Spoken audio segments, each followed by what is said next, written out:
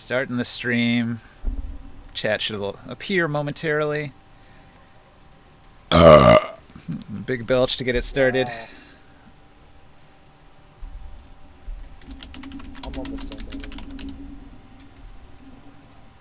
I'm drinking my energy drink. We got the table up and ready to go. Were we on a new round of combat? Were we starting back at the top? I have no idea. Let's be disruptive and say, when we last left off, the entire deck of the Drik siege platform was afire. The Drik is starting to get a little bit hot. He begins to thrash, as if an earthquake goes off. Roll a deck save, Taurus. Did you start the stream? I did. Yes. I wasn't ready. 1 second. I don't see it. Takes a minute to come up. There's like a 30-second delay, I think. Hey, Lon, can you roll? Can you roll for me real quick? What's your next mod? Sorry. +4 advantage. +4 with advantage? Alright, you got it. Yep.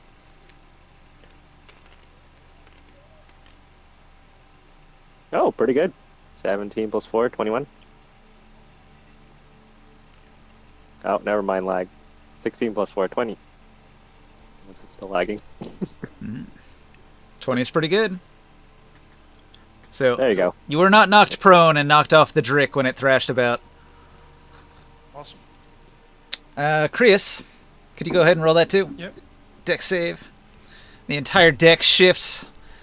It's as if you're on a boat now. It's swaying wildly left and right. Dexy.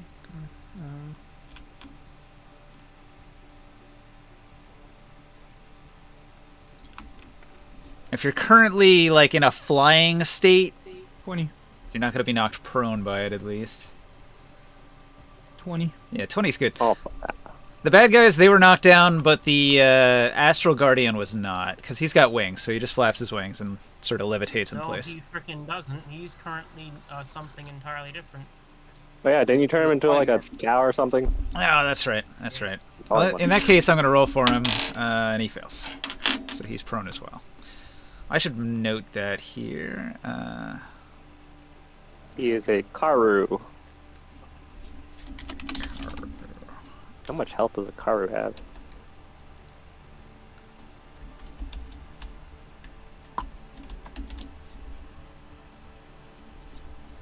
Karu Guardian.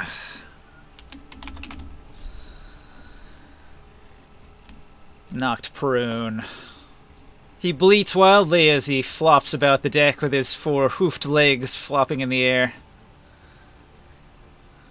The entire Drik shakes wildly. A bunch of people down on the ground get stomped by his enormous claws. Morg is just out of the range of those claws. There were many, many spearmen all around. They were following the Drik, very large groups of them. And they're moving about. So we've got hordes of men, and they're scrambling around trying to figure out what the hell's going on. It's only been a couple seconds, maybe like 12, maybe 15, since since the alarms went off and the explosions. I think we're on our 3rd turn. Well, what's happening after the Drik thrashes about is I'm rolling a new initiative. Because it's so disruptive that it causes everybody to take pause for a full moment. And then, like, when everybody comes to their senses again, it's a new initiative with Morg at the top. Holy shit, what have a +8 modifier?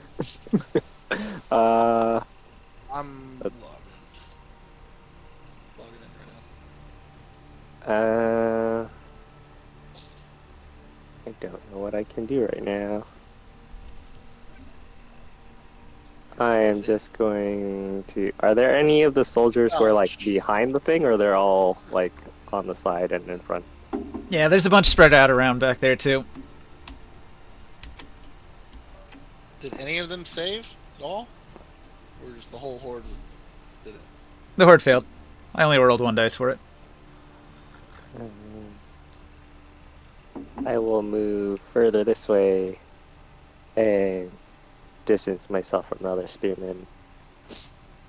And Okay. just take We the dodge change action. initiative? Yeah. Yeah, we rolled initiative.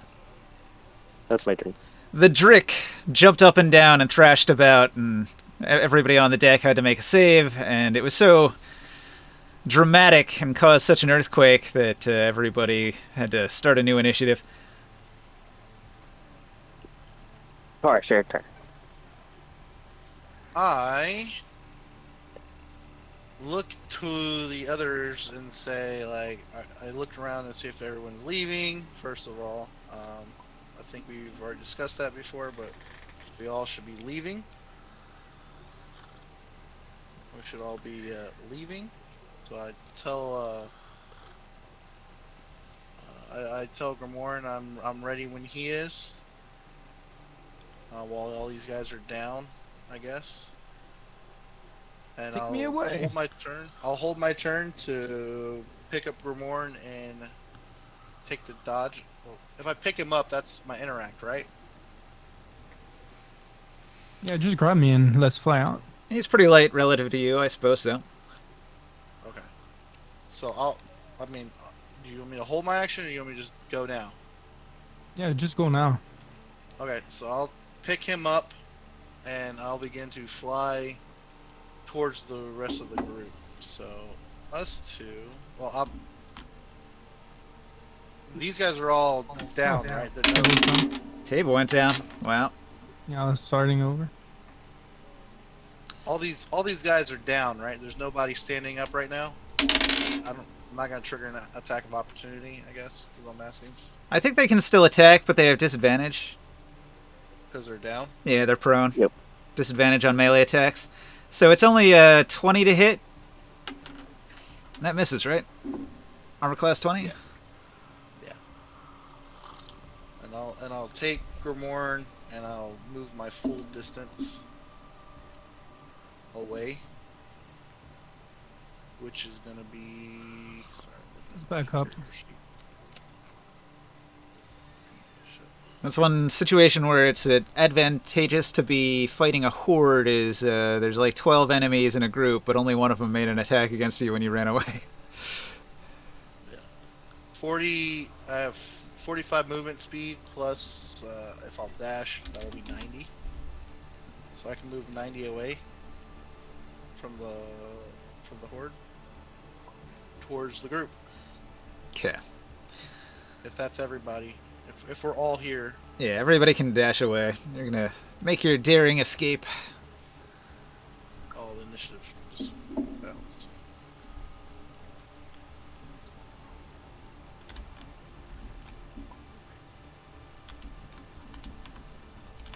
Oh yeah, we lost the initiative again, I guess.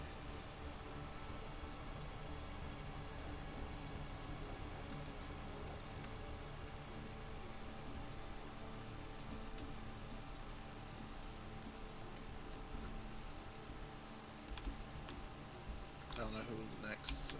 Doesn't matter. Everybody gets away. Are we? Alright. I was gonna shoot some fireball from the sky on my way out. Okay. Your fireball gets counterspelled.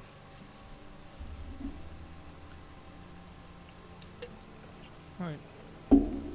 A daring escape. You leave the siege platform completely inflamed. Many of the siege weapons damaged or destroyed.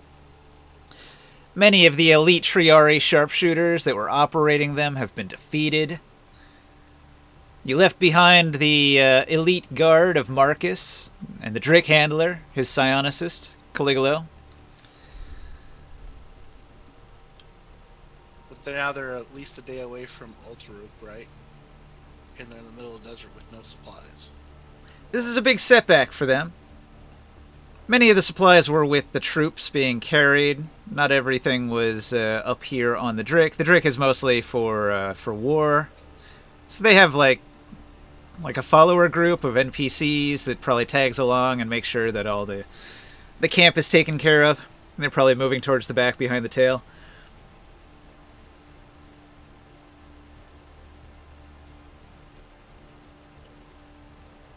They kind of keep all their military resources to the front, like the siege platform, but their food and supplies are further back.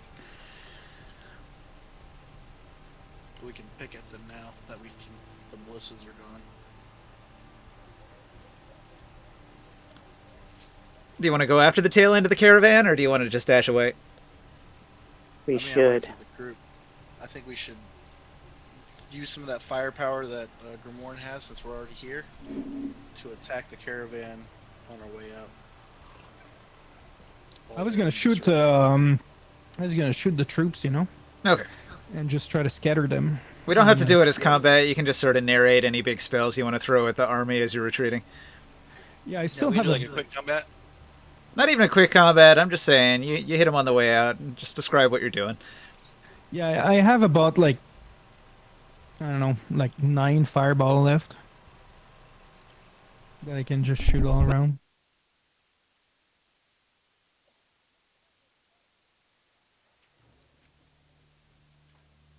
I'm choking on my tea. That's no good. Just wondering, that big lizard thing, if you start shooting at his eyes like a bunch of fireballs nonstop, that thing's gonna panic, no? It is mind controlled. Oh. We have to get rid of Caligula. Caligula. What happens when he sleeps? Does this thing go to sleep too? Does he like cuddle with it to make it go to sleep? I don't know. It's a good question. They don't really describe its sleeping cycle and how they would control things like this during that. Maybe it's assumed there are more than one psionicist, and he has like a night shift that comes in.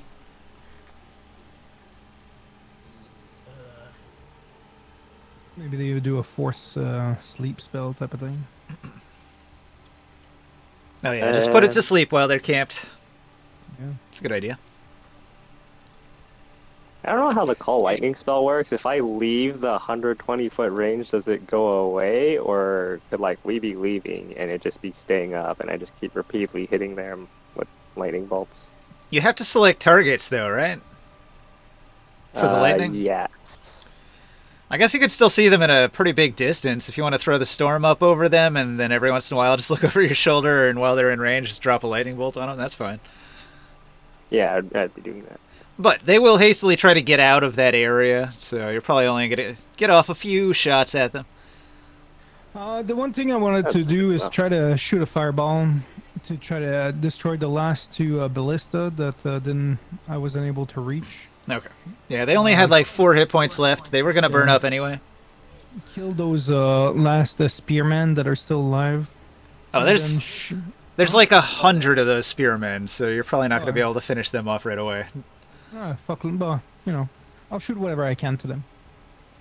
Trying to think, if they're in groups of 12 and there's like 100 of them, what is that, like 7 groups? Yeah, like 7 or 8 groups. Yeah. Yeah, probably like 8 groups of them. Before you were saying there was like 40 on this side, 40 on this side, 20 on this side, Right. and then like the elite guys were up here, like 12 of them. Well, the lead guy, he's a centurion, which means he's in charge of 100 men.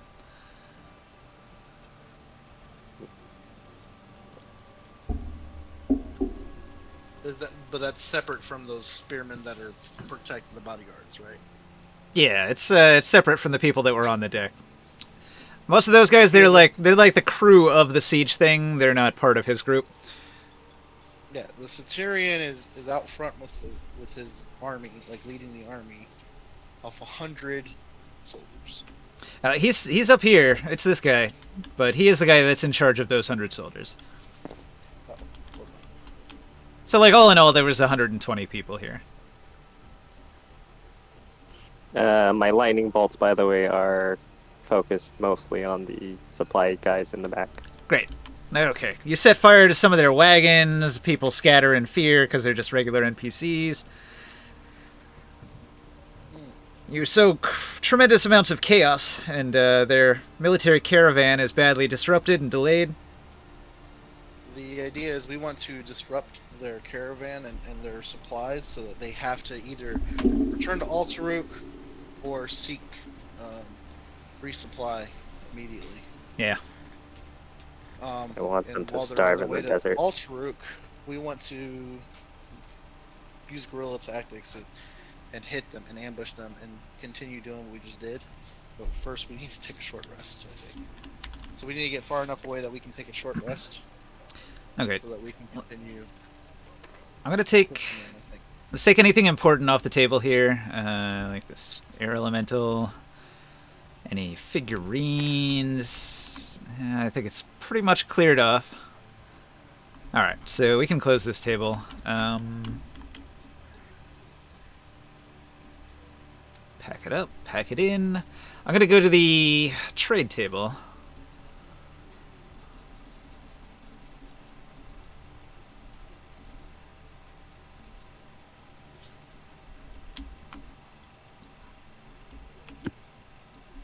Hey, did anybody need the magic mirror shards? I have 100 pounds of the magic mirror shards. I was gonna sell them. The what? What do they do? Magic mirror. It was that room that we got stuck in that had like the infinite mirrors. That's your own treasure. You know, you wanted to do something with that. I was going to do something in the fort, but I'm not going to build the fort now, so I don't need it really. Except yeah, the Val Lights might be interesting. So on the map here, I marked with an X on the road, just sort of north of Altaruk. That's where the battle took place. Yep. Where are you headed? Do you head back to Altaruk? Well, I'm proposing to the group that we take them out strategically. We can't fight them straight up, but we can. We have enough supplies that we can, and mobility that we can keep pestering them and dwindle them down piece by piece until we can take out. I think we should go. I think we should go back and rest in Altarug. All right. Personally. We might lose track of these guys. I mean, we move faster than them as a party, than them and their giant and there's some monster thing. chances they come back to Altarug for a resupply or whatsoever. So You could set up an ambush there. yeah. Well, we don't want to fight in Alteruk because then there's a lot of Well, not damage. specific. Yeah, not in Altaruk, but like on the road to Altaruk, we can set up an ambush.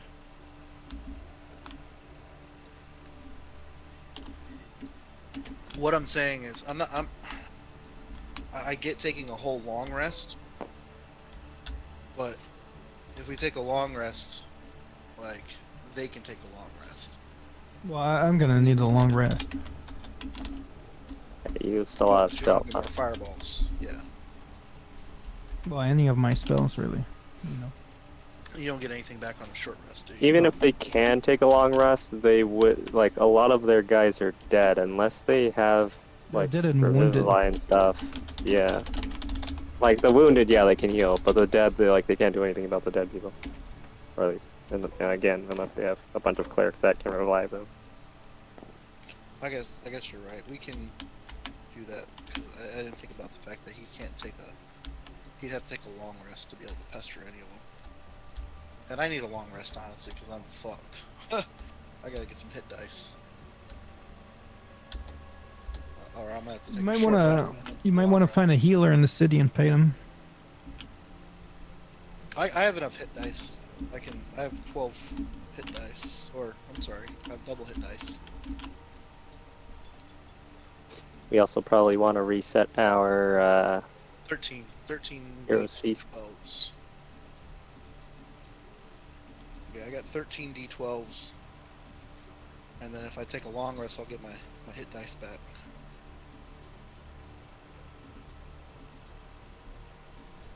So I'll take a short rest. I can spend 6 of my hit dice. And then during my long rest, I can get healing.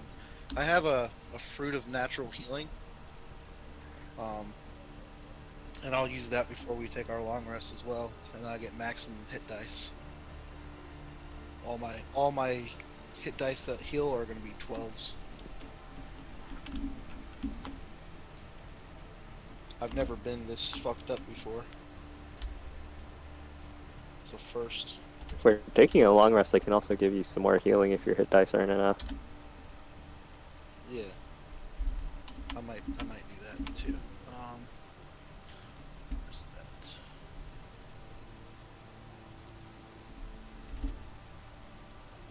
I have one cactus fruit of maximized natural healing, and I'm gonna use that. Digit. You gonna use it? Yeah, when we get ready to do our long rest. Ninja, for my Bronze Moon Sickle +3, every time it says I cast a spell that restores hit points, you can roll 1d4 and add the number rolled to the amount of hit points restored. How does that affect Goodberry? I would say it doesn't. Okay. So they still only heal 1 hit point per berry for Yeah. in Goodberry. Okay.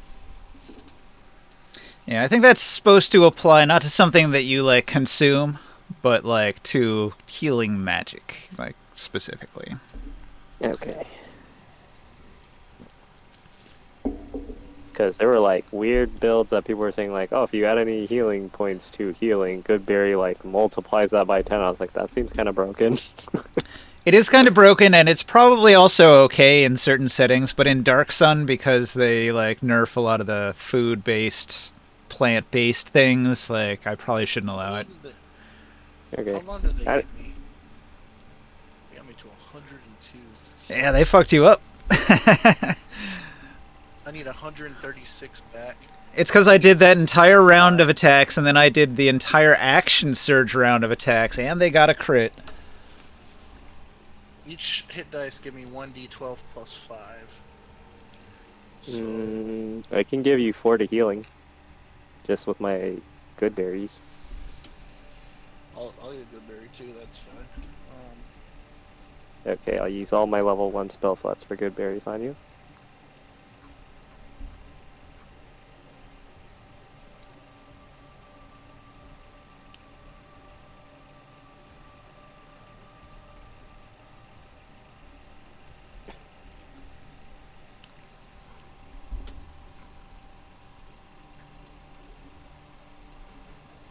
Is anyone, but How many? except for you, hurt? 40 hit points for... That's 40? Oh, shit. Yeah. Alright, hold on. Go ahead. I was gonna ask if anyone else was injured besides you, because I could I use think I like tanked the whole thing. an AoE healing. Yeah? Okay, No. just you then. I didn't take anything. Okay. They couldn't hit him, so they targeted me.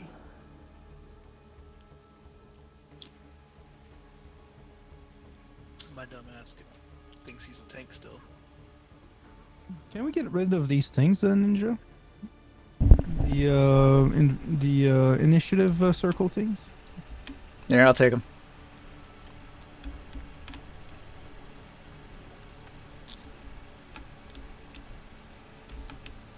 I guess we're not using those anymore. Huh? We are using them. They have to exist, otherwise it doesn't work. There's still the one by on my table here. Okay. Yeah, you never have to interact with them anymore. It's just got your initiative put in there, and it's just static now. I can just roll your initiative all day long, just like that. Bam, bam, bam, bam, bam, bam, and it's automatic. That really speeds up the initiative rolls. I don't have to wait for everybody to roll in all their various locations where they roll dice.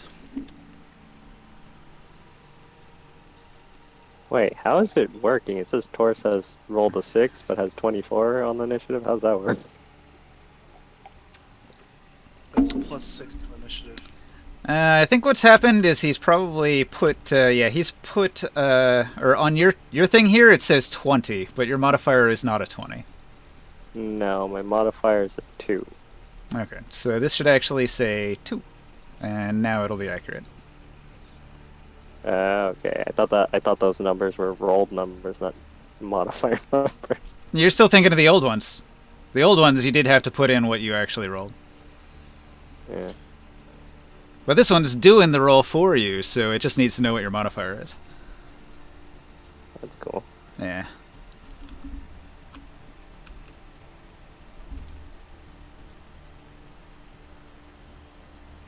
Boy, this music's a little overdramatic. I'm going to dial that down a little bit. It's like some synth wave, like the Terminator's coming after me. That might be the inappropriate background music for Altarook. Is there still a military presence at Altarug when the Centurion is gone? Altaruk is in a sorry state. So Altaruk, its mercenaries have been pushed out. Many of them are still here. Maybe they'll reform back into their unit if they're not expecting the Balak army to return anytime soon.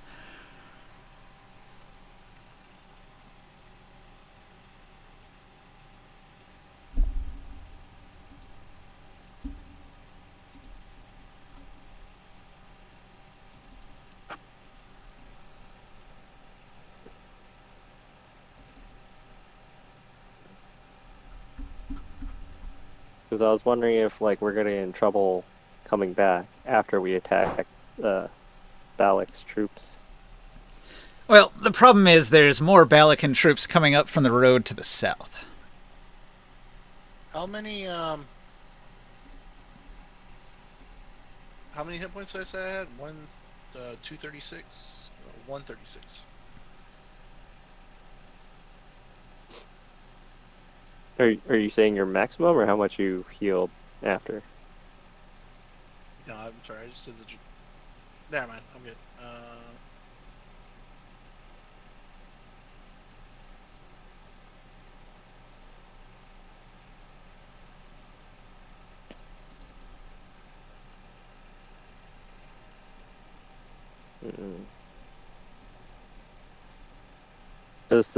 Are the Balak's troops that are coming up from the south of the road?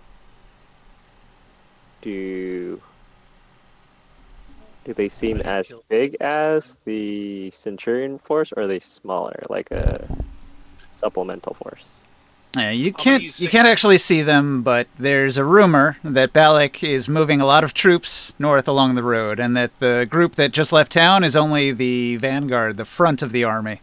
And the rest of them are coming. But they're not actually visible. You can't see them yet. They're far, far away. If he gives me that heal, I'm gonna use 6 hit dice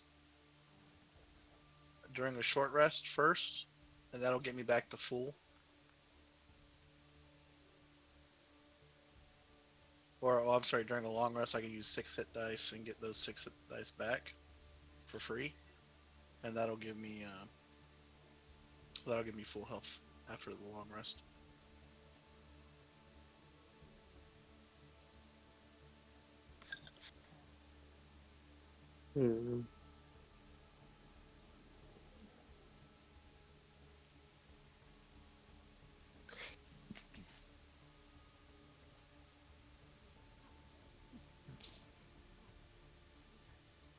If we're gonna take a long rest and we can't go back to Altaruk because there's a giant force on the way, it might be best if we just go off the road and take a long rest somewhere there, and then we might have to fight. There's no way to know when they will arrive. A rumor isn't much to go on. Well, you said that they were at least a day away at their current march, so they'd have to double time march to even interrupt our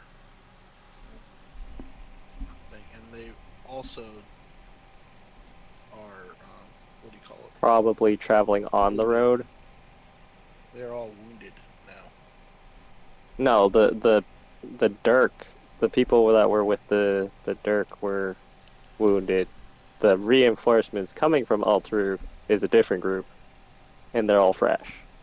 So I don't know if we used all our fireballs, if we want to go fight them when we use all our fireballs. So that's why I'm saying we shouldn't. Everybody with the Drik was one, and then they had another force coming? So yeah, I posted an image last week. I'll post it again. Hang on a second.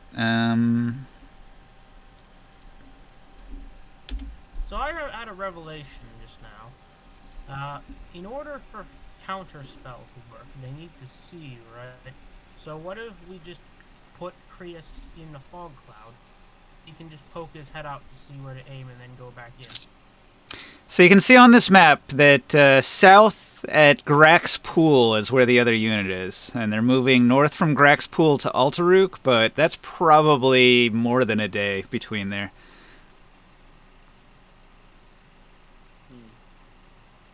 could take them out too. Well, do you see how many there are? There's like a dozen of them. Well, they're gonna be the same with the Dirk and all that stuff, or The whole shebang. well, We're gonna have to do fight the 12 fucking Dirks. Holy shit! what? God damn it! Balak has Die, mobilized quite a large army. Oh my god! I've already almost died once.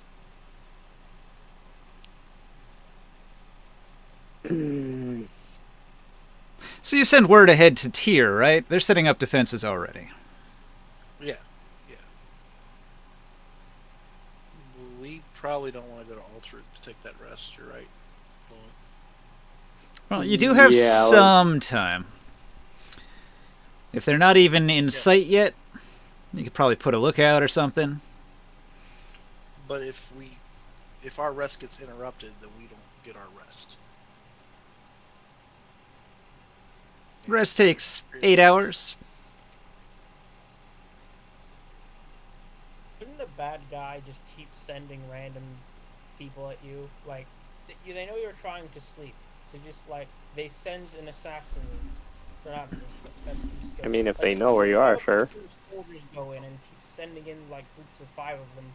The enemy can't sleep. Yeah, in raw D&D mechanics, that would be super effective. That's what I was trying to do, is stay close to them so that we can do that kind of thing. I need a short rest. That's all I need is a short rest. I don't need a long rest. So you backtracked to Altaruk and you rested for 1 hour. You did some healing, and at the end of that hour, you have options. Well, if everyone's taking a long rest, I'll take a long rest. But I'm saying, Yeah, I'm just trying to figure out where we're at so far that we can agree on. We're at least that far, 1 hour in. yeah. Chris, long, terrible. What y'all want to do? I was thinking about going like not directly back to Altruk, but going like kind of like at an angle off to the side of the road in halfway between Altruk and there if they're trying to resupply, and then we can fight them again before they get to Altruk and maybe finish them off. And then we'll move back north and rest up and try to fight the next one. And then at some point we might have to resupply either in Altaruk or go all the way back to Tyr and resupply there. And then we have can... another set of problems, which is there's another 9 legions coming of this equal strength. So we gotta figure out how to kill them all before they tell each other, you know. How about I just keep sending the air elemental to harass them? Now, they can kill an air elemental real quick with those magic ballistas they've got. Yeah, but if he can sneak past that, then he can just keep harassing them. Well, they eventually run out of air ballistas. Well, they run out of bolts. No, but in all seriousness, what I was trying to say is, yeah, we can probably finish off this one legion just fine. The problem is that, like, we're going to either eventually have to go into Altaruk to resupply, which that's where the other legions are heading towards right now, or we might have to go all the way back to Tyr and resupply there, and then we can come back out of Tyr, come back down south towards Altaruk so that we can fight more before we eventually have to go back into Tyr again and maybe fight the last 1 or 2 legions with the defense of Tyr together. Resupply in Tyr, take out the one that's coming back to Altaruk, and then go attack the next one that's coming to Altaruk. You're asking, right? So the first one I said was we're going south towards Altaruk because we already kind of damaged them a lot, the first one that we just fought. So I kind of want to finish them off before they can get to Altaruk and resupply, since we already damaged a lot of their supplies by me casting Call Lightning down on them a lot. So we can kind of stop them from resupplying after we damage all the stuff. They'll probably be hungry and thirsty and maybe have a level of exhaustion. And we can take a long rest off the side of the road, maybe a mile or so out, and then try to find them again and finish them off. And if you're looking at the map in the Discord, the other legions are coming from Balak, and one of them's coming from Golg or something. And they're all trying to move north towards Altaruk 2 tier. So after we... No. Huh? I said I'm looking at that image. Okay, so after we kill the one that's north of Altaruk that we just left the town going towards Tyr because they were trying to attack Tyr, we can go back into Altaruk, resupply a little bit, and then leave Altaruk back north to fight the one that's closest to Altaruk. Like there may be like half a day or a day away from Altaruk. Yeah. I wish we could get. I wish we could get the region's giants to help us.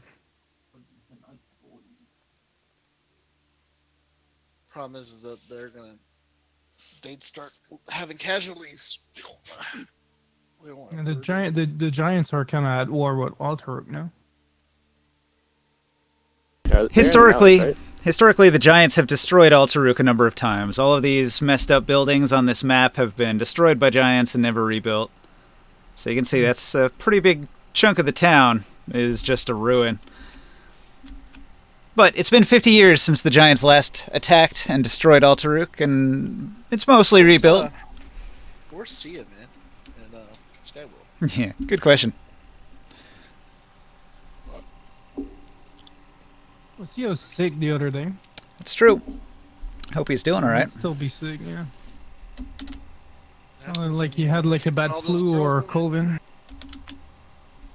So that's what happens when you be kissing all them girls.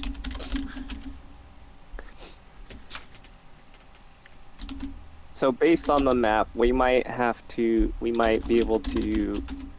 I don't know if the one that's already is the one that was already on the map in Altaruk. Is that the first one we fought? Because if the ones that are like on the People's Road, that from Golg and Grax Pool, correct. We're gonna end up the one you fought. Fight. The one you fought was the first one that was parked at Altaruk, and the one that's on Grax Pool on that map is the one that's coming your way. And what is the status of Altaruk and all this? Like, what did they think of all this? Altaruk is run by the Merchant House, and they are neutral. So they do not want to upset Balak. Balak is sort of their major city in the area here, and they try to remain neutral and just stay profitable and not ruffle any feathers.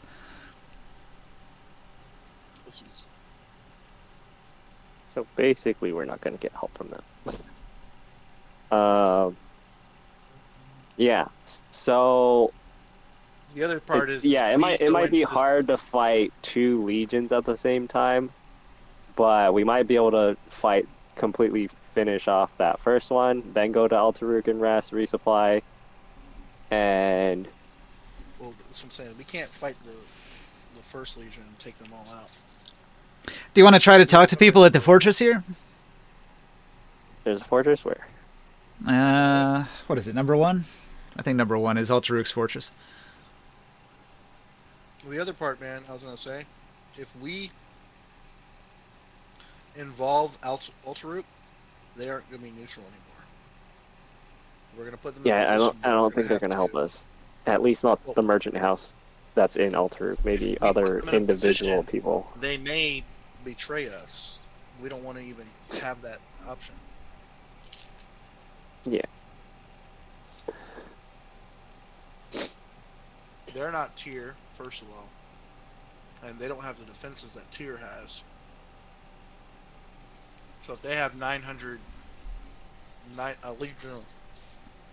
legions of 100 coming at them with these siege weapons, they won't be able to defend themselves like tier would.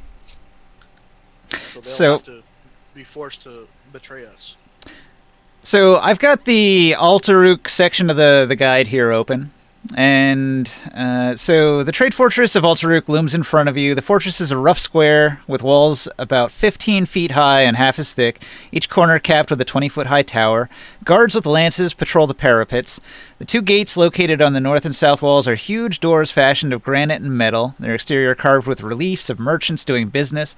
The doors are currently open. Following standard procedure, they remain open until nightfall and then reopen at dawn. What sets this trade fortress apart from any you have ever seen before is the vast throng of pilgrims that are entering it, milling about at the walls, sitting on the ground, and staring into space. The assembly eerily quiet. The only noises come from the fort's normal occupants as they go about their business. It seems as if the citizens are determined to ignore the pilgrim horde. Still, it is good to see some sign of civilization again after traveling in the desert. In fact, as you walk through the open passage, you catch the scent of roasting meat and spilled beer, sure signs that an inn is nearby. So, the guards will indicate that they're commanded by a man named Aristophanes, and he is in the fortress if you want to talk to him. There's a water source that you can get water from. A narrow but deep well ringed with stones stands in the middle of the courtyard. It's always watched by 3 guards, and I assume they'll charge you 2 silver per gallon of water. The town here has a trader's row. There's a bard in the local inn. Let's see, where's that inn?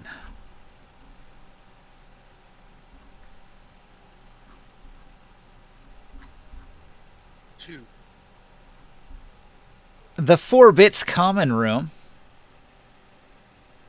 There's a lot of people in town, like a lot more than normal. There's a strange number of people in town. The streets are absolutely bustling.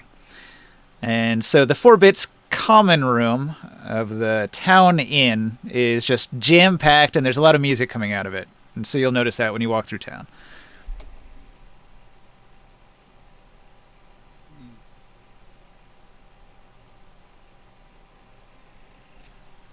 So you got some options there. What do you want to do? While you're in town, do you want to go to the fortress? Do you want to go to the inn? Do you want to go to the shops?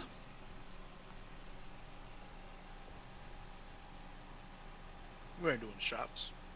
Could go to the inn after. The thing that we mainly need would just be some water, and we're going to the inn to long rest. Okay, so you are going to do the long rest? We need to if Grimoire's going to keep fireballing people. You got it. All right, so the common drinking room of the 4 Bits is crowded day and night. The place is jammed with humans, elves, dwarves, moles, half-elves, thri-kreen, and a few half-giants. As many occupations are represented here as there are races. There are mercenaries, there are merchants, caravan drivers, city guards, common laborers, bards, and even a wizard. The cool room is abuzz with conversation and merriment. Food and drink are plentiful, and they smell really tasty. If you haven't eaten in a while, it's going to make your stomach growl. There are 3 half-elven women moving about the room serving the customers. Of the clientele in the room, there are 3 moles. The wandering bard playing a raucous song that many are clapping to and singing along with. There seem to be a squad of 6 of the fortress's guards off-duty, hanging about. There's a mysterious robed figure at a table in the corner. Several people that seem to be merchants. Maybe they finished work and they're just having a drink. You count 8 moles and a dwarf. They all look like mercenaries. They're having a big drinking party. There's at least a dozen caravan merchants. You can hear their accents are Gulgan. Some sound like they're from Uruk. Some are familiar, possibly from Tyr. Others have the Balakan accent to their voice. There are at least 20 common workers and 9 elven merchants moving about the room. I want to work with Sia while we're here, after I've rested. Because I want to do a short rest before we do the long rest. Mm-hmm. And because I don't want to try to do any kind of performance without what do you call it? Without being at full strength. Mm. But I want to do a performance with a performance of like a feat of strength using my athletics, trying to kind of put word, like a demoralization attempt, basically, to the Balak army. So when they pass through here, that they know, like, they know about me. So when they run into us, they know who I am, and they may be demoralized. I'm hoping. So I want to heal up first using my maximized natural healing, 6 hit dice, and then Grimoire Long's healing. And I want to try that athletics check, and I was gonna ask Sia to roll a performance check, basically to show that I'm like one of the strongest.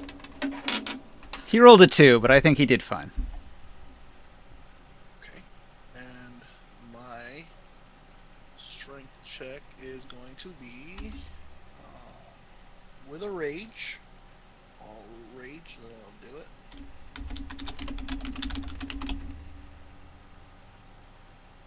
Oh, it is 17 plus 20, so 37. Very impressive. Yeah. The crowd claps and cheers at your feat of strength. We'll pick up a whole table. Some of the dwarven mercenaries, they're especially impressed, and they're going to offer to buy you some drinks. Sure, I'll try them. Okay. 4 dwarves, 4 moles, all male. We're from Gulg, looking for better work. Things in Gulg are the same. The war with Nibene rages on. The biggest news, however, was the presence of a defiler sorcerer who, along with a dozen mole bodyguards, gave some people in Gulg quite a scare. Apparently, she was seeking some kind of information about Tree of Life or something. It was quite a fight. The woman and her guards got away, though a few did fall. Is that us?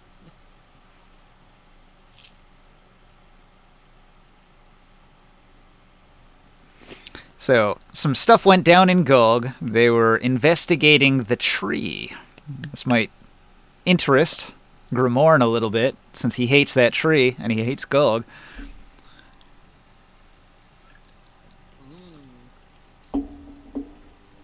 Is Grimoire there? Hello? Chris?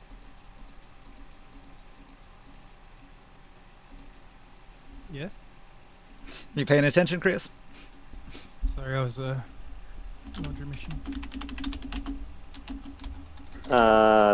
There's some dwarves talking and mercenaries talking about the Gulg tree. Yeah, I heard that. And there's a defiler as well, huh? So, Nibene and Gulg are at war, and there was a defiler sorceress with a dozen mole bodyguards, and she was seeking information about the tree. So somebody besides you is potentially researching how to destroy the tree. But it's a defiler, though. Yeah.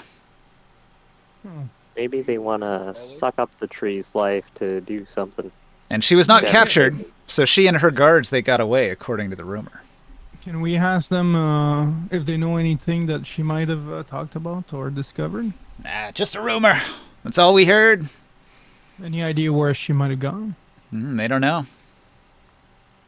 You might try asking around. Some other people might have information. I put on a note card here all the people that are in the room. That way you have like a list of who you could potentially talk to.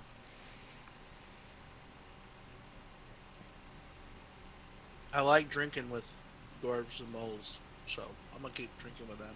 All right. They're having a real good time, but they're really, really drunk. Like, insanely drunk. When they try to tell you stories, you can barely follow anything they're saying. Perfect. I'll just play a little catch up with them. I'll encourage Shia to make acquaintance with the male bard and possibly join him for a performance, a duet. Okay, well, he's not here right now, so I will just let the party know that when he talks to Tuan, the male half-elf bard, he reports back that what Tuan said is, I actually entered the fortress by following a pack of these pilgrims. The closer we got to Alteruk, the less aware they were of their surroundings. They are most decidedly tiresome. They don't sing, dance, or laugh. So he's saying there's some weirdness with these pilgrims. This massive number of excess pilgrims in the area, they all seem a little bit unresponsive. When normally people would be jaunty and happy to listen to his tunes and his songs, these people, they just seem in a daze. I'm gonna mind scan them. The pilgrims? Yes. Oh no. So, many of the pilgrims feel compelled to find something. And that's what you're getting from them, just a sense of longing. Can I dig deeper than that? No, there's not much more to it, it's just a feeling. I want something. Well, thanks for that. They are seeking something. The pilgrims here seem to be looking for something, but they don't know exactly what it is, but they can feel it. And it's here in Alteruk. Is it an object? A deity? Is there a divine, someone who can divine something? What, divine intervention? Sense? Divine sense or something? What is it, Tara? What do you got? What's the thing called? What's their question? Do you have any skills that work in the divine that could answer a question of what they are seeking? I could try legend lore. There you go. That's what I was talking about. I'll give you a guidance. And I will say that Sia gives you a bardic inspiration. It's not really a roll like that. Okay. Oh, okay. Oh, it's not? I'll take it. Well, it only lasts 10 minutes.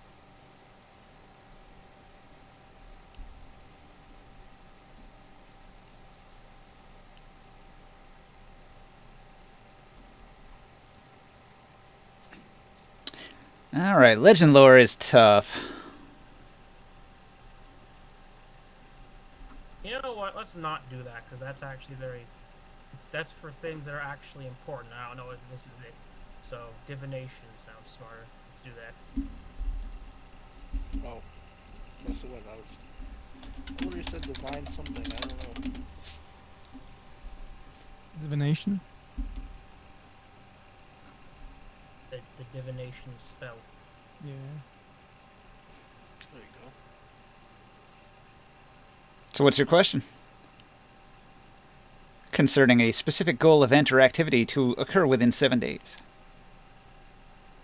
Wait. Oh, wait, that's... For frick's sake, which spell am I thinking of? It's just the one where you get to ask a question. That's the one I... Where is it?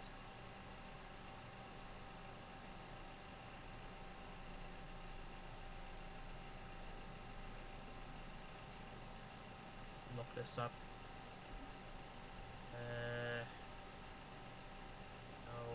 Commune? Is it commune I'm thinking of? No, that's yes or no questions. That was divination.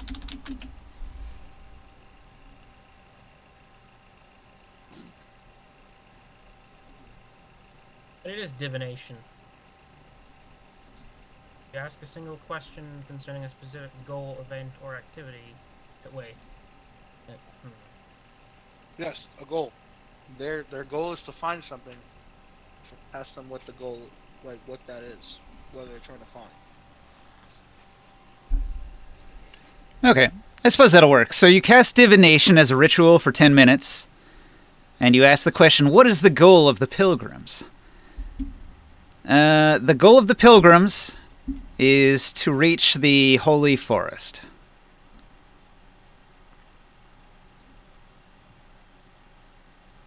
And they Do I think know that's anything here in about Alteruk?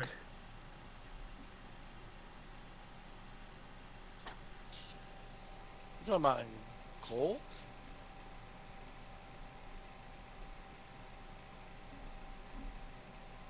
I'm gonna go up to whichever one seems the most in charge. No, there's nobody in charge. They're just pilgrims. Thousands of pilgrims. Alright, the best looking pilgrim, the most pilgrimy pilgrim of all. You're talking. These guys are here for the sacrifice. Oh my god.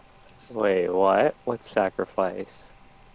These Is guys are Golg being sacrificed to the in Golg? fucking dragon. Oh my god. It clicks. Taurus figured it out. Boom! These guys have been mind controlled to the point where they're gonna be like sacrificed to the dragon. I'm gonna talk to one of them. All right. What do you I ask? don't like this. What do you ask the pilgrim? I'm gonna tell him I serve the god of freedom. What do you seek? A good life. Wealth, food, family.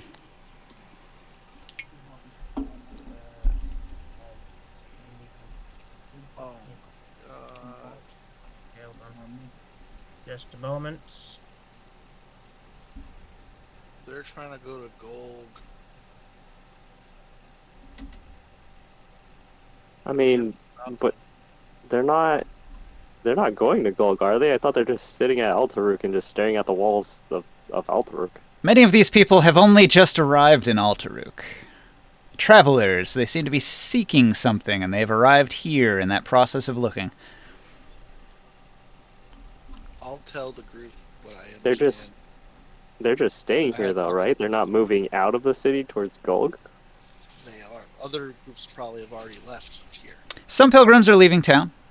People come and go. Or they're going towards Golg, right?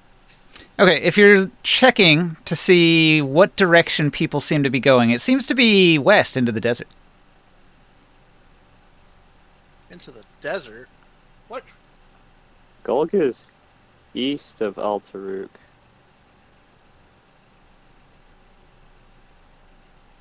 Huh. Okay, that's mysterious. I'm confused now. Do we know of any oasis or plant life west of here?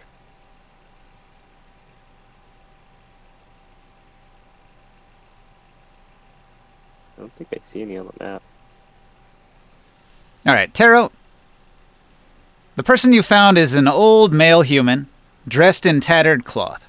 He carries a sapling with green leaves still clinging to it. The man uses the sapling as a staff. His hair and beard are tangled in a mess of gray. It's obvious that he's been wandering around unprotected in the hot Athasian sun by his sunburn. He looks at you as if he's only just noticed your presence, and he says, You with your own eyes have seen the faithful. They walk night and day, protected only by their faith. Follow them, join them. Strangers, repent your evil ways. All who embrace the coming of the forest maker shall lie in cool grass. Be shaded by great leafy trees, drink from the cool brooks, and pluck the succulent fruit, and hunt the plump game. The forest maker comes, and she... The old man halts in mid-sentence and looks at your bowls and plates, the food of the people eating in the inn here, and he says, I say, is there enough food for a wandering prophet such as myself? You can hear his stomach is rumbling. He seems hungry. What are you in the mood for? And I will hold up a coin and say I will treat him to a meal. All right. He has one of the half-elf barmaids bring him a big bowl of his favorite slop. And as he's eating the slop, he sits and waits. Do you have other questions? What are you a prophet of? What brings you to Eltaruk? I am Cogalin, formerly a psionicist of great power. Now, reduced to my current state. There was a woman. I have a headache. I can't recall. Can you Well, let here, eat first, and maybe we can talk more. Maybe it'll jog your memory. I have been wandering the sandy wastes for days, telling people of the Forest Maker. maybe he What? could let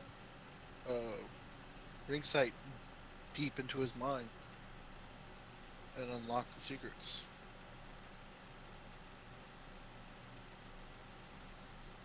Okay, I have been unsummoned. Okay. This guy is he was a psionicist and now he can't remember a lot of shit. He proclaims, "Believe in the Forest Maker, for she can restore the green both in your hearts and on Athos's soil." He thinks some woman mind controlled him that he can't remember. I was telling the group that maybe you would be able to dive deeper into his mind if he lets you. Is he gonna let me? You try to dig around in his mind. No, you gotta ask him first. I said, yeah, I asked, is he going to let me? Well, that would be awful rude. I don't crawl around in your mind. What if you could? I can. Alright, go ahead, take a look. You gonna let him crawl around in your brain? All right. Roll a wisdom save. Sign and Good. stuff. Holy shit. This guy has been infected. And you're gonna let him infect you? God damn it. He looks around for a minute and he says, "Aha! Banking passwords." Yeah. Test your luck and I'll wipe your mind.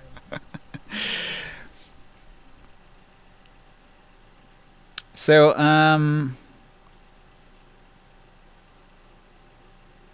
he's an open book, and he'll gladly tell you anything you want to know. You don't really need to dig in his brain too much. He speaks of the Forest Maker, a being of great power who has returned to Athos after abandoning it for so long.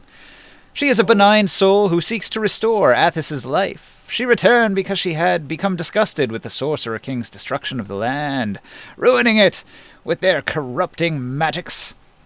He says, "I now wander the desert, proclaiming her return. The most spectacular sign of her coming is the forest that she has brought into being, near this trade fortress Altaruk, to the west." He'll continue to say, "Altaruk is important for its gathering area for the pilgrims. When they gather here, the pilgrims form themselves into large groups for protection as they prepare to walk out into the wild areas where the forest lies."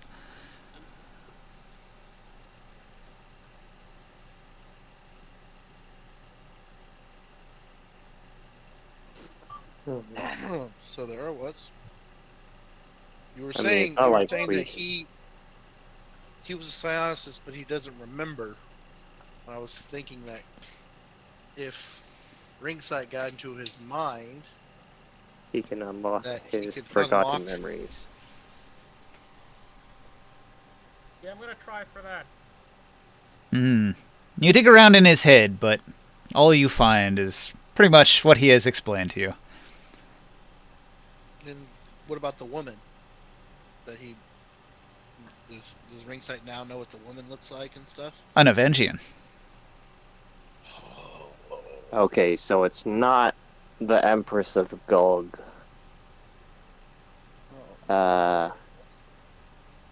Adventures can be good and bad. Not always good. I guess that's true. No, 'cause the only other example of that we have is the guy who was lying about it. That's what I'm saying. I don't think we can. I mean, even if like we can't really do anything with this information. Like we still have the pressing matter of fucking 9 legions trying to kill Tyr. So, Oh, right. Taro, in the back of his mind, there's a nagging thought that he hasn't expressed.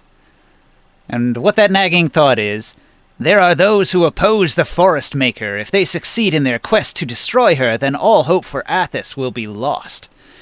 These unbelievers come from the ranks of power defilers, secretive psionicis, and even a crazed warrior with a sword of flame.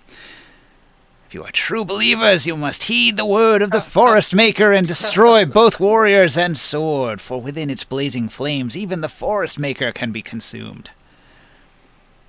Wow. Hey, repeat He's talking that about last us. sentence. Wait, What we have to else? kill. Did you just say we have to kill the holder of the blazing sword?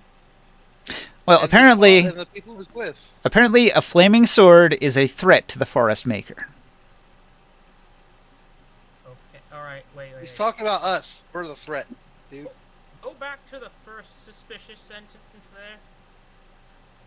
No, he's saying that shenanigans. there are those who oppose the Forest Maker, and in the prophecy that there's a crazed warrior with a sword of flames that has to be stopped before they kill the Forest Maker.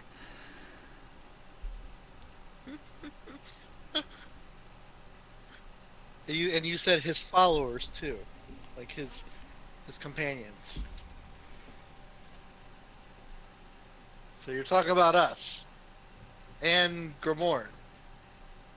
Hey, tell me about this prophecy some.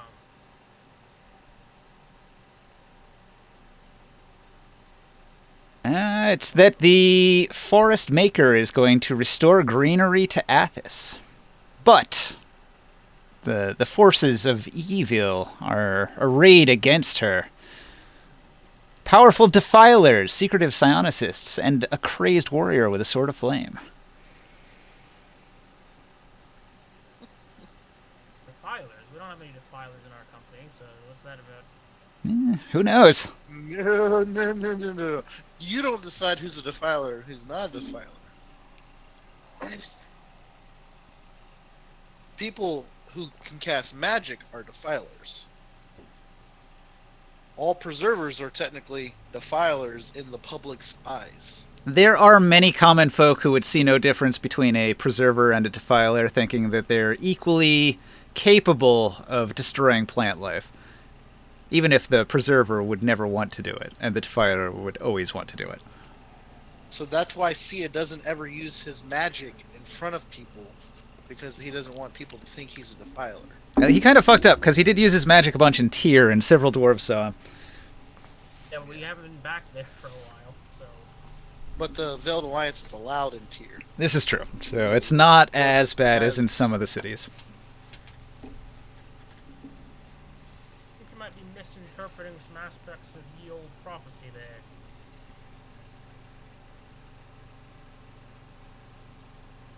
Kind of important, man. Fuck, that's bad. So they have a whole... How many pilgrims? We're talking thousands of pilgrims Thousands. that potentially think we are evil. Wow. And it's probably put there by that Avengian that we are the evil people. That we're trying to free slaves and shit. Somebody's trying to burn down a tree, so we're the evil. Coghlan sees you all as pilgrims traveling on the road, and he beckons you all to join the pilgrimage and travel to the Forest Maker. So we got a problem now. I'm just going to ask this question because I don't want to derail everything, but I kind of just put on a show demonstrating my strength and stuff with Sia. Mm-hmm. Yep. Hyping me up and stuff. Does that possibly put us on the radar now? Well, I mean, obviously you use a hammer. It's huge. I understand. I mean, nobody's drawn a flaming sword yet that I'm aware of. No. And almost everybody has a sword on their hip, so that's not unusual. But I'm getting drunk. I might say something stupid. Well, that's up to you. No, I'm just saying. Come on, like, how drunk can you get? Your constitution's high. So Coughlin offers to join the group and lead the way to show you to his great and holy Avengian master, the Forest Maker. Wait, is this after the year, or is this before? It's still during the year, I think. I mean, we've never decided to go out of that. Yeah. I wanna finish this year before we start on something else. So this is a main quest, the Forest Maker quest. So if you don't want to divert directly into an actual quest, don't pursue it. Yeah. Let's not I think do it. we have pressing matters with 9 legions trying to attack Tyr. So Tyr is building its defenses up. And Tyr has fought a war with Ulrich, and it's had some time to prepare since then. So hopefully the defenses of Tyr are strong, and when Well, they just had have the Ravager. early warning, they should have plenty of time to prepare themselves. Oh, the Ravager. They just didn't have time to deploy all their. They just didn't have the time to deploy, right? No, the Ravager thing happened really, really quick. The people that were on the scene, they tried to help, like that half-giant that bravely operated that catapult right up until the end. So they do have military power. They just weren't ready to react. Oh yeah, it happened very, very quickly. And there was the side thing going on that the Urdraxan spies were in the city causing trouble to distract them. So they all went that way. And then the guy came to the fucking We deck. kind of dealt with them though. Yeah, we killed it all. So I had like timers, like it was going to take like 8 turns for one group to get there and 6 turns for another. So eventually people showed up to help, but it took a little bit. All this was a surprise in Tyr. Now this is they have days to prepare, so Okay. Do you allow Coughlin to join Okay. your group? No. I don't think that's a good idea. I think it's something we should pick up after the year. We should remain in contact with him and let him go to Tyr. Okay. With us. He says, well, if I can't convince you, my work here is done. And he says, I will head into the west. He finishes the meal, he thanks you, and he leaves. You'll see him in the future, I guess.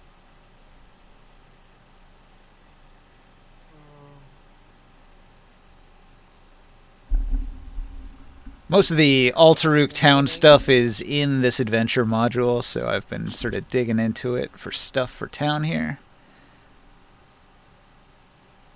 Okay. Anybody got a problem with us taking this long rest now that we're good? We're established. Mhm. We go take the long rest. Okay. It's the long rest. 8 hours go by. The enemy army has not even shown up on the horizon yet. Cool. I want to depart. Well, let's go ahead and eat and whatever we gotta do, and go ahead and depart towards the army that we were already fighting. Okay. So we'll head back to try to ambush them again. We'll keep distance, whatnot.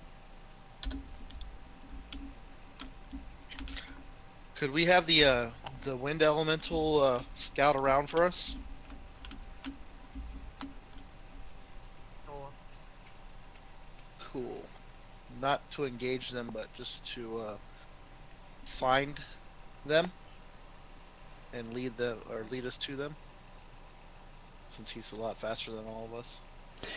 So the party begins moving northwest along the road, and you travel a good long way, but you never encounter the caravan. But when you get back to the area where you last saw the caravan, you do find tracks. Does anybody want to make a tracking roll to figure out where they went? Yeah, I can do will. it. I will. Oh, I'll assist. Okay. Let me assist real quick, and that is a.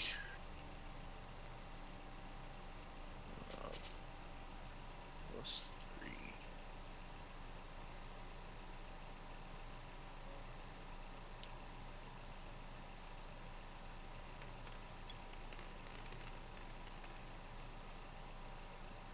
The 19. Okay. The tracks seem to be No, going no, to the no. west. Oh, hold on. That was for his advantage, so now he has advantage. There it is. I'll keep it at that 32. Well, it would be like a 29, right? It's adding the 2 dice together. No. The plus 10 is my survival, and then I did the First one guidance. Guidance. Right, so The first one 19 you plus did. 10. Yeah, Plus 2? 19 plus 10 plus 3. Oh, the 3 is a guidance. Yeah, alright. Yeah. I thought that was The an extra first one you d20. didn't roll the thing on it. So you didn't roll advantage? Nah, it doesn't matter. Okay. It will be a 33 or 32. Joe Deb, I gave you 12 temporary hit points from the Hero's Feast. So oh, yeah, Heroes Feast, yeah. the Drik platform was damaged and they need wood for repairs. They happen to know there is wood at the Forest Maker camp.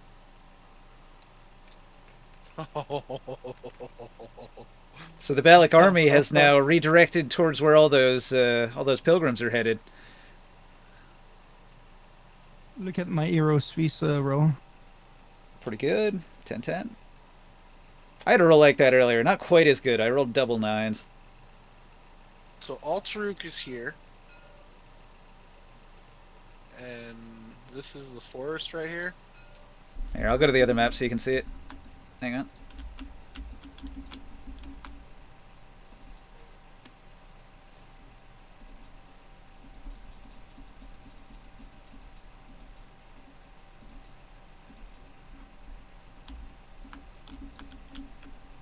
Oh, wow. So what are they gonna try to fix? Like whatever we damaged or what?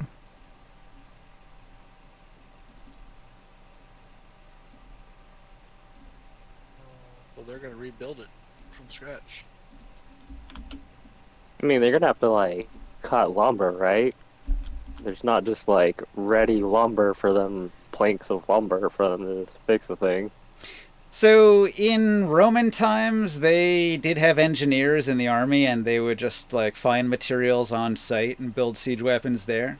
So they will do all the repairs to the siege engine, like right on site when they get to some wood.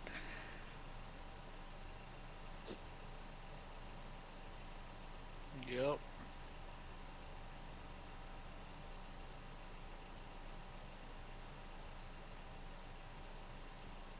However, that is interesting in that this is putting the Balak army up against whatever that is over there.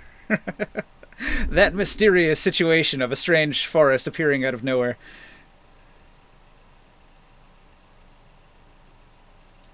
So now we got to save the forest maker.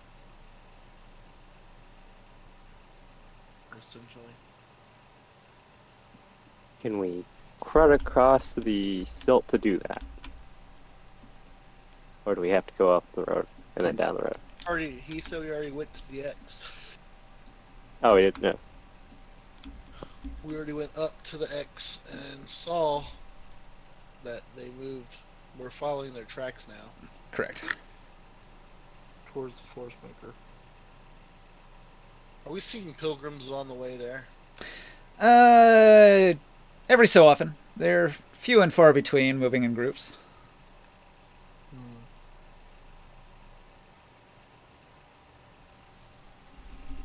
Do you want to stop and talk to one of the pilgrim groups? No, not really, but what I was going to say is we may want to disguise ourselves as pilgrims to get in on them. To get, like, a surprise on them. Do we have those? Oh, how did you describe disguise half giant as a pilgrim? I can go invisible. So that's not really the problem. I don't have any disguises. Unless we just take some clothes off the pilgrims.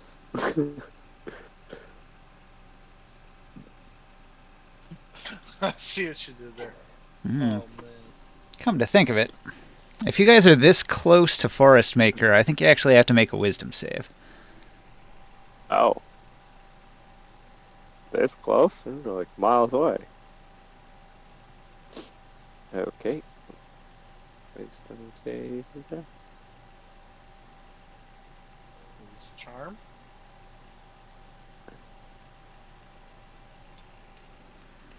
I'm gonna say no because you're immune to that.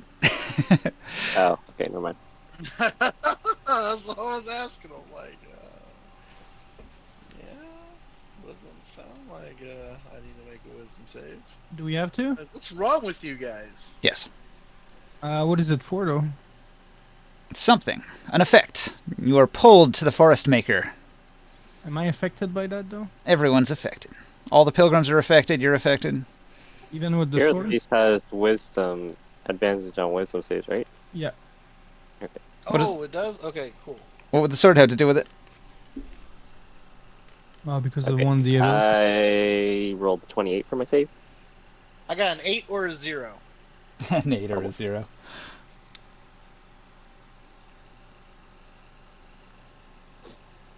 What's your alignment, Taurus? I am fixed good, and I think I'm lawful right now. Okay, so lawful good? Yeah, you can be affected. What's the save? Oh, Taurus got hooked. Taurus, you're going to begin moving towards Forest Maker. Hey, Skull. Hey, Oh, I'm just doing it on my you phone open right me. now. All right. I can't go downstairs. I can't get on computer yet, but I'm doing it on my phone at least. Okay. Okay. Bullshit. You have a +5 to wisdom save. So it says here, if you fail your saving throw, you assume the same demeanor as the pilgrims, What is where it? they never change their expression, and they just sort of walk in the direction.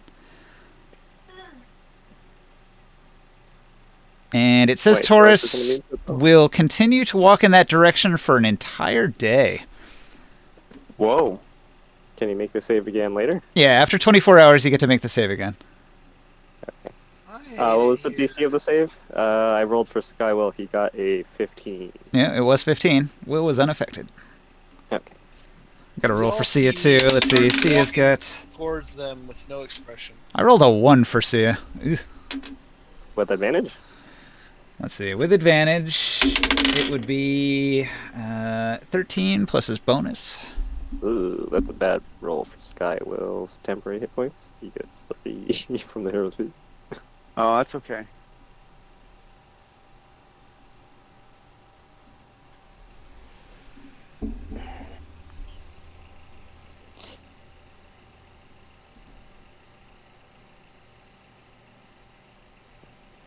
Yeah, it looks like Sia's hooked too. Yeah, she's gonna destroy that. She's gonna swallow that.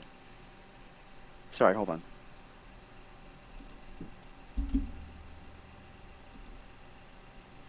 Lucy and I are walking together towards Forest Maker. On the quest that we didn't want to do yet. Right? God damn it. We go on this quest, are we gonna like... Is Tyr gonna die? You seem mean, to be in a like- trance. like I know we got like ambushed by the Realm Scourge thing before, but there's 9 of these things coming to Tyr. Okay, so how does the party react? Sol and Taurus both just kind of go like numb in the face and then just start walking in this direction without really paying attention to anybody. We're just gonna like start poking and be like, are you guys pilgrims? We're all heading in the same direction, right? We're all going to stop the Centurion, right? You haven't forgotten that?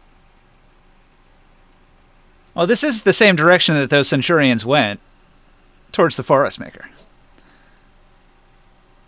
Yeah, Mhm. but they're like slowing down or something as Are they just the- walk kind of like normally.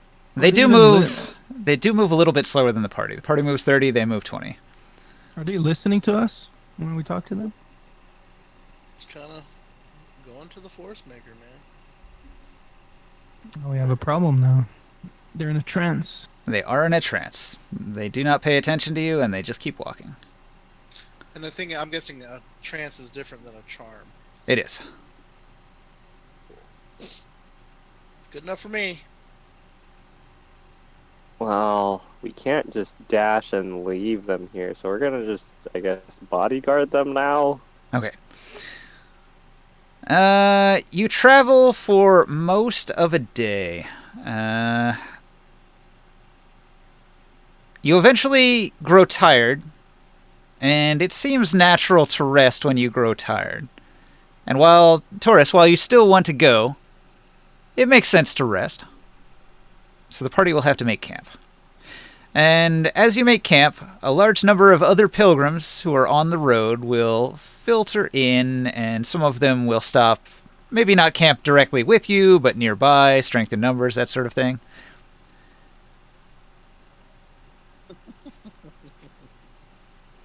You guys should contact Corganard. Wait, how would Corganard help with this? Yeah, I was going to ask the same question. He's also He's an helping. invention. Yeah, but he's helping. Oh, I guess I'll contact Corganard and ask him if he knows anything about the. What was it? The tree maker? forest maker? The forest maker, the tree maker?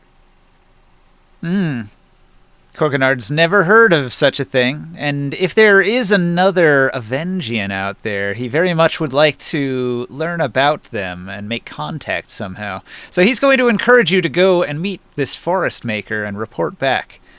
But use caution, because something seems a little off.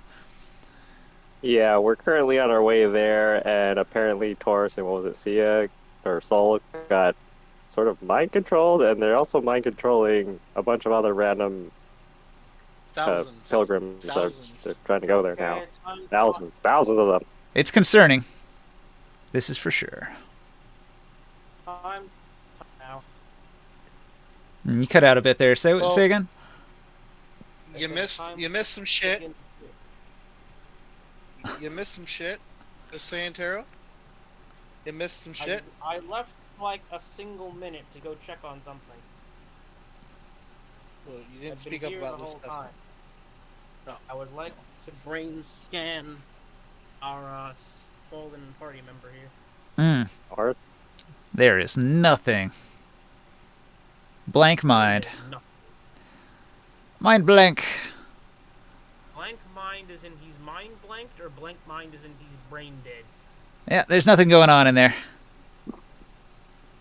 I'd assume you get the same emotion that he's trying to go find the tree thing. Right. The sense of longing to the west. I'm buddy, basically how about- incapacitated, bro. And what would you do if I stopped you from going west?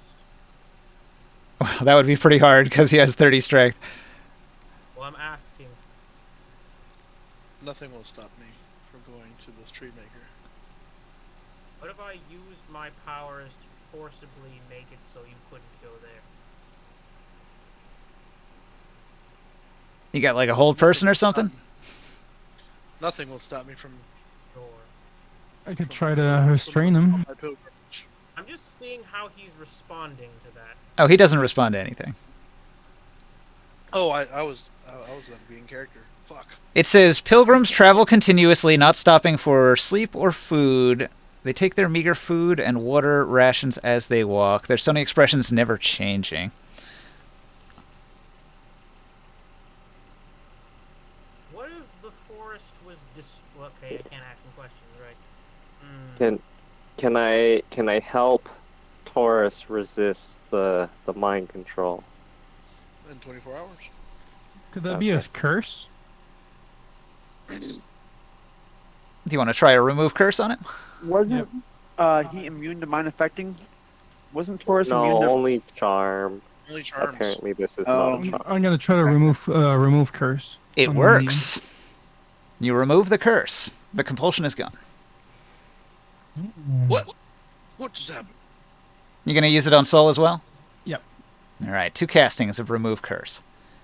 The other pilgrims, when they're able, will continue on to the west, but your party is unaffected at this point. You've been You had cursed. remove curse memorized? Mm-hmm.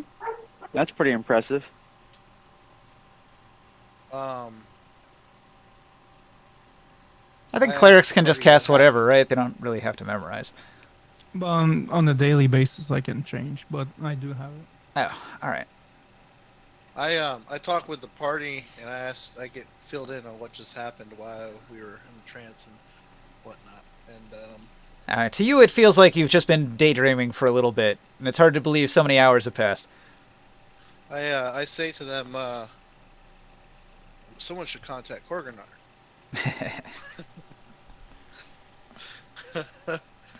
We Tell them already I was cursed. contacted Corganard. We already did, you mollusk. So you notice some of the Trained you guys well.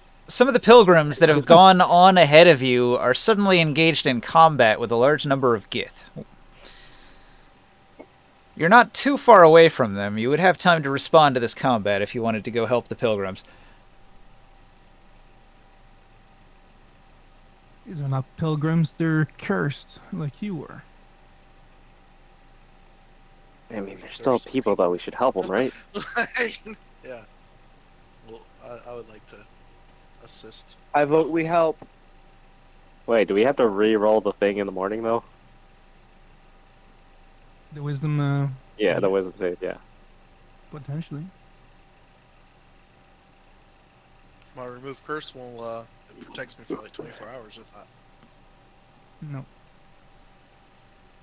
Isn't there if you remove a curse from somebody, they can't be affected by the same curse for 24 hours? It's not set in stone. A lot of things do have that in the text, though. That's usually if you save from it.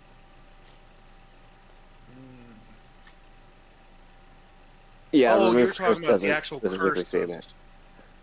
The actual curse usually says that. Yeah. The spell remove curse doesn't say it makes you immune for 24 hours Yeah, it after doesn't you protect remove you, it just removes it. If it's a curse. it. Okay, if the DC remains the same while we're getting closer, then I see. No, I wasn't asking for a save. I was asking if you want to get involved in this combat with the Gith. Okay. Yes. We want to save those people. Okay, so I'm going to do quick combat for the Gith combat.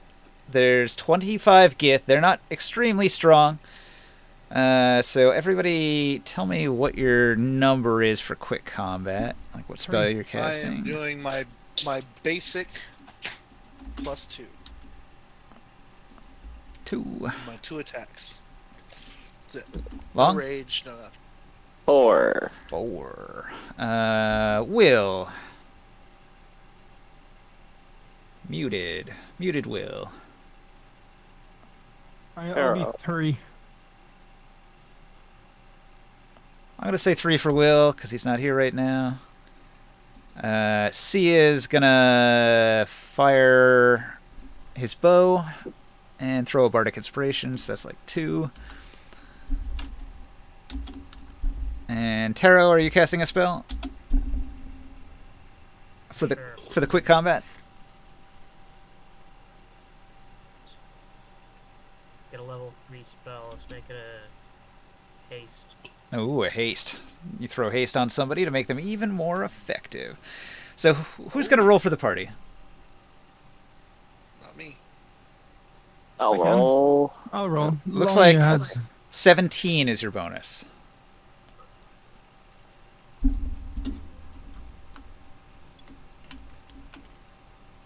And I will be Come rolling on. this. Wait. That's so cocked. Ooh. It was almost a 17, okay?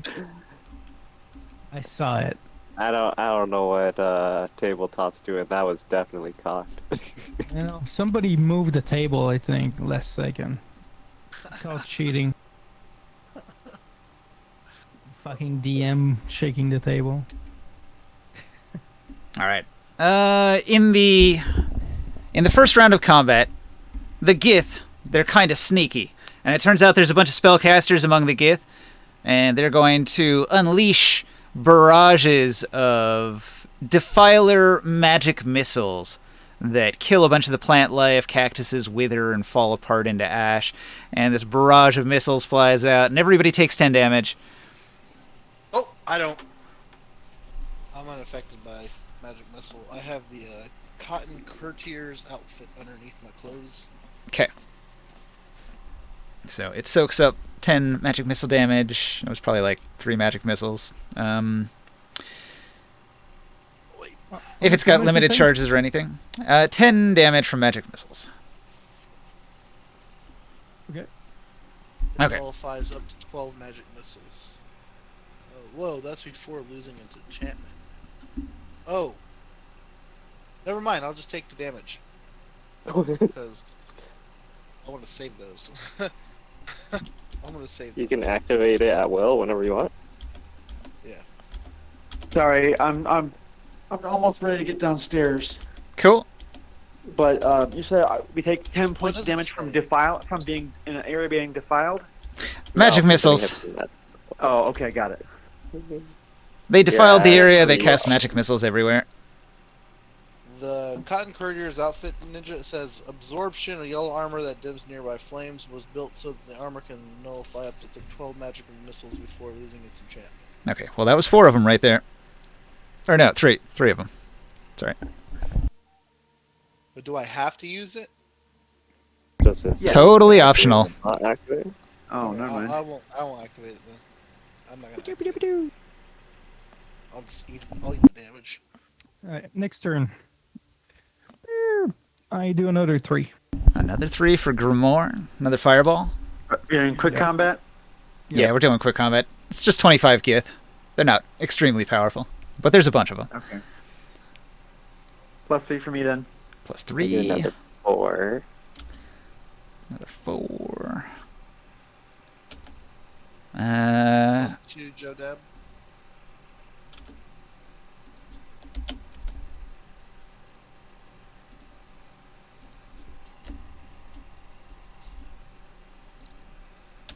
And Taro, are you casting a spell? Haste again. That's a 3, right? Can you do more than one haste at a time? Oh, right. Okay, maybe not haste. Well, do you have twin spell?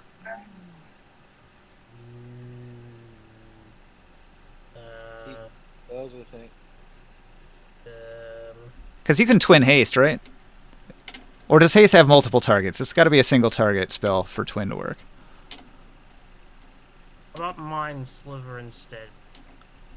Isn't that a cantrip? No, it's a first level spell. Okay.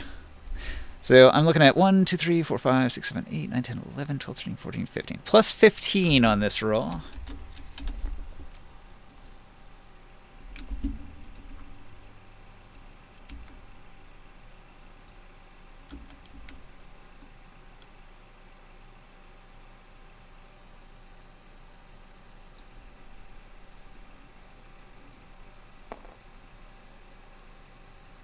Who's going to roll it? What's the plus, sorry? 15.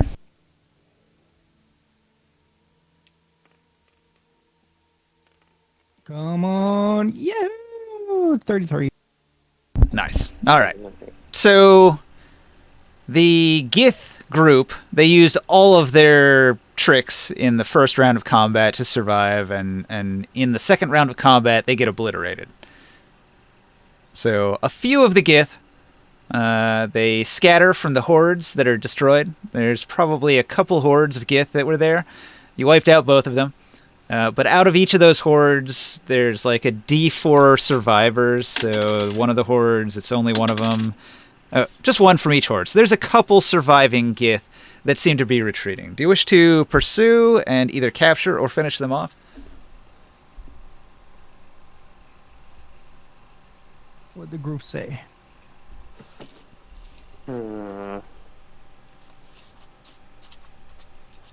We're too busy trying to kill the Marcus's century, so we should just let them go. Okay. That's my vote.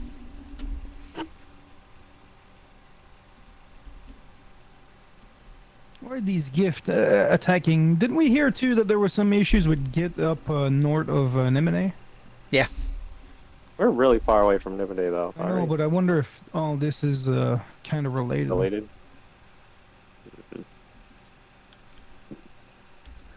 So that stuff is happening where I drew the line there in those mountains. Yep. And that is another major quest, the Gith of the Black Spine Mountains. Currently, there's a quest here, a quest here, a quest here, and Morg, you already did that one at the Lake Pit. With the one at the Lake Pit? Yeah, yeah, he went there and did that. I have to kill him.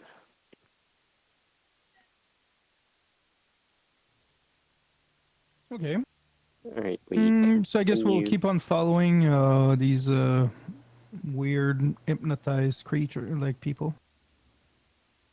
Okay, well, you're no longer forced to travel to the Forest Maker Zone, but you could catch up with the enemy army. Is that what your goal is, to catch up with them and attack? I think so. Okay. The Centurions from Altaruk? Yeah. Yep. Okay. Okay, so you catch up to them again, and by the time you get there, you've been traveling for the entire day, and it's probably... well, were you traveling at night or during the day? That's a question.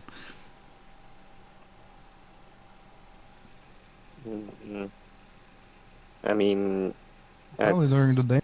whatever the time that we finish our long rest. Yeah, we just. I can do either without catching exhaustion. Okay, if you were traveling during the day, then it's now nighttime.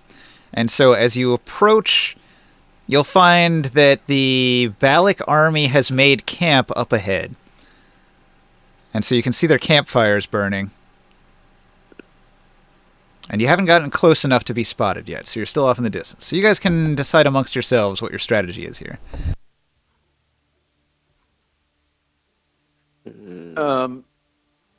How much happened last time? I mean, since I was gone, did we just take out their ballistas and go, or was there more to the story? Pretty much. We killed a few of their elite units on the top as well, and I killed like 20 of their smaller guys on the ground. They're like little mobs. And then we damaged a few of their supply stuff and then left to take a long rest. So right now they have not resupplied. They are on their way to the forest to try to fix the deck on top of the Drik that we burned. So they're trying to repair their siege. Oh, that makes sense. Okay. So now's probably a good time to start attacking them again.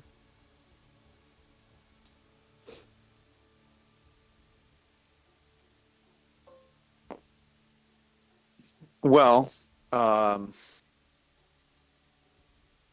it's not that they've been mind controlled by the Forest Maker. No. They are trying to take the wood of the forest and repair their siege deck. They seem to be totally unaffected by the pilgrimage.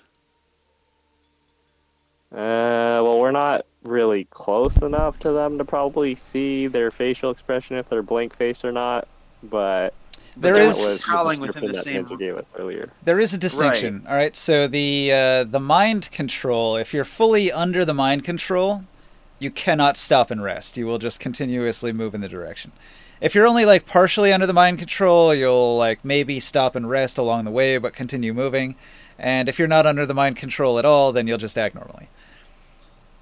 So they could be either of those last two categories. They might be partially mind controlled or not at all. Can I get up there? I mean, I can force march myself a bit and take a level of exhaustion, but can I get up there, especially now that it's nighttime and I can fly? Okay. Under cover. I can't fly long term during the day. You gonna sneak but into I the can camp? long- That's fine. I What- can do that. Yeah, as a bat, or as we talked about, an appropriately dark sun, version of a bat, if they even have bats. Mhm. But anyway, yes, I'd like to learn more about that. Okay, so as you approach the camp, you'll hear the snores of the Drik.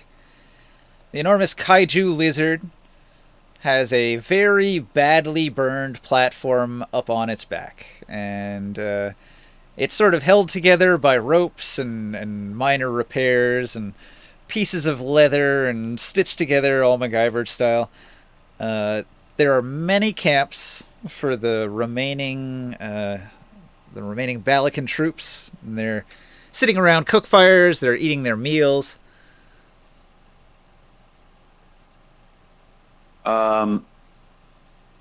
Do I see Centurion Marcus? Are they still on top of the Drik? What else? It seems as if he's still got his main base up on top of the Drik.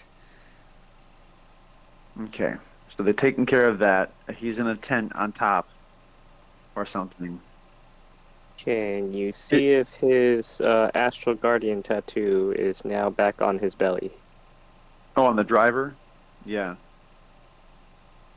I'm gonna assume that's the case. Yes.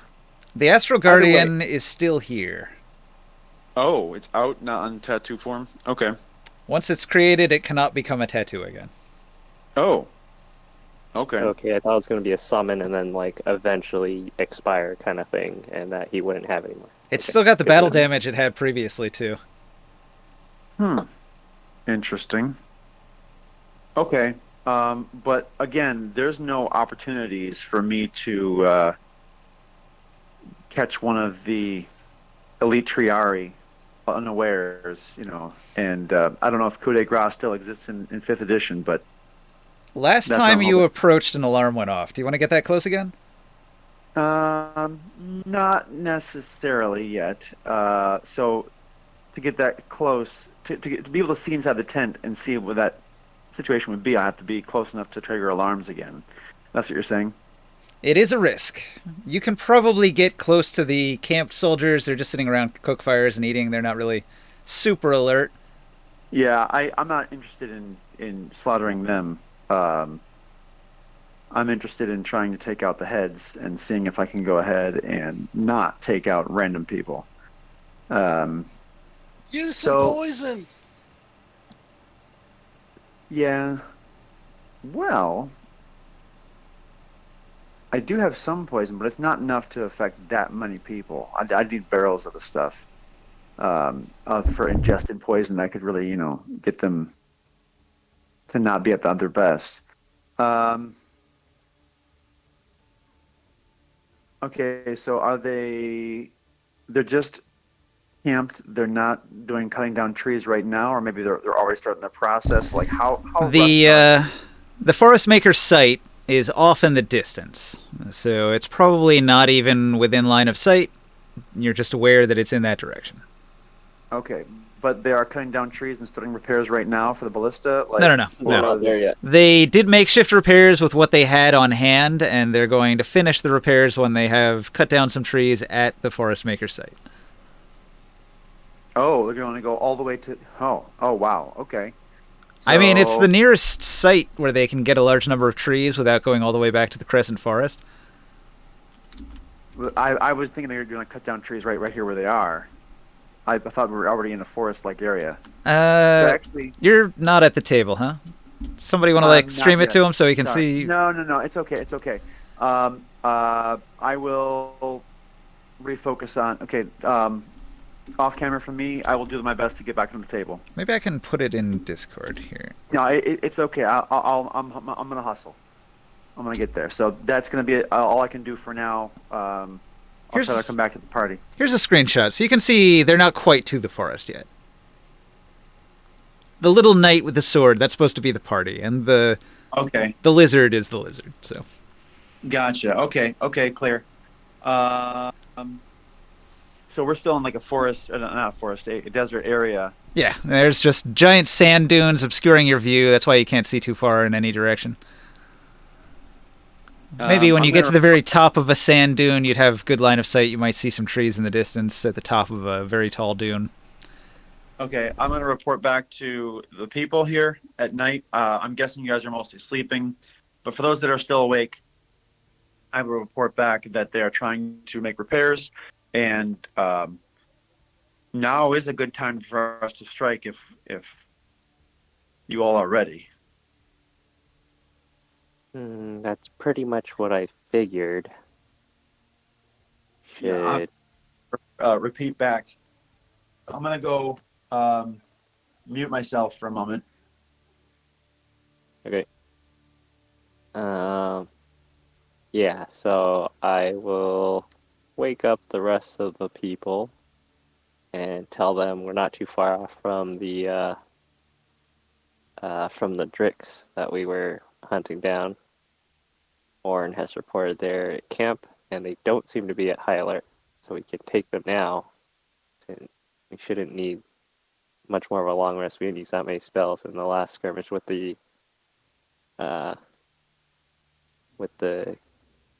half elves in the desert. So let's go now and attack them in camp.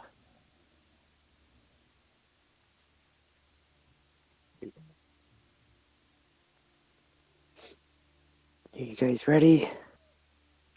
I guess so. Yes.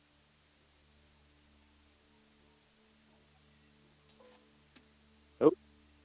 Let's make sure I Going can back cast on the my battle. spell before they can notice us. This thing again.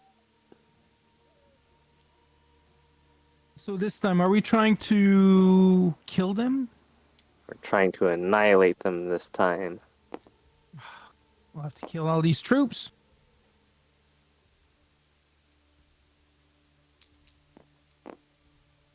No, I don't want you to kill all the troops. Just take out the heads, please. They could be just people We'll like us. try. That is just nonsense. The problem is that these guys have horde tactics and they are able to protect them, the heads. They're trained Specifically- soldiers. Well, these ones, I think he's talking about like these little spearmen at the bottom. Yeah. They're trained soldiers, and there's like 12 more of these caravan coming. I mean, even if we spare them, what are they going to do out here? They're gonna Wait, starve and 12, die or something. 12 more caravans of what? Of the Balakan troops? Yes. Yes. They're These behind. big ass Dirks. Balak has mobilized a tremendous army. They're heading for Tyr. They lose one leader, they join the next one. There's nine groups of 100 legion. Sorry. Centurion. There's 9 centurions I wasn't. with 100 troops I was apiece, trying- plus the. All right. So there's 9 centurions with 100 troops apiece, plus these royal guards on each one, and 8 ballistas on each one, and a Rick, and a psionicist, and a weapons crew for the ballistas, and then basic laborers. So over 1,000 people have been mobilized against us, and 9 giant siege monsters.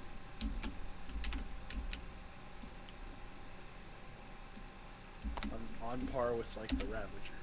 Like, these things are on par with the Ravager. All right. I am Nine. booting up.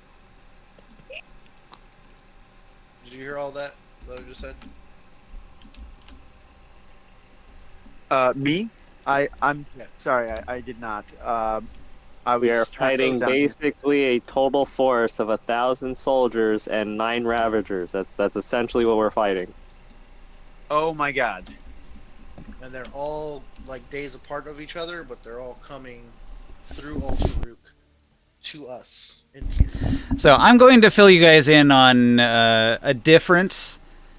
When I said this thing is like the Ravager, I was only saying in size it's like the Ravager, but this thing is just an animal.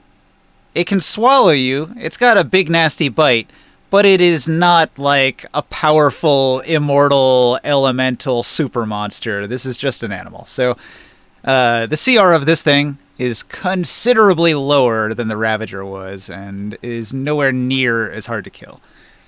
The point was is that there's 9 of them The main danger is the ballistas. They have a long range and hit real hard. And we almost died, or I almost died. Just while from trying the to kill them all. 12. Yeah, you almost died from like the 12 super soldiers up on top of the thing. Yeah. I only got hit by one ballista. But the other guys, they fucked me up. So Marcus's elite unit, these guys are 10th level. So you're fighting a dozen 10th level fighters. And then Marcus himself, he is a hero of Balak. He is way stronger than these guys. And he's got Caligula, who is a pretty powerful psionicist. So they are not messing around. And an astral guardian that Caligula summoned. Correct. And all around the base of the thing, you've got the regular soldiers. They're much lower level than the elite guys. These are just your rank and file. Some of them are even green recruits who have never seen a fight. So they're less of a worry. It's these people up on the deck that pose the real threat.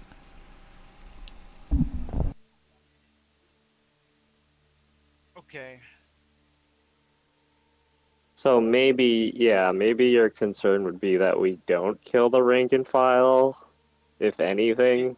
It's as much. I would like that as much as possible. That's something that I'm going to keep on harping on, and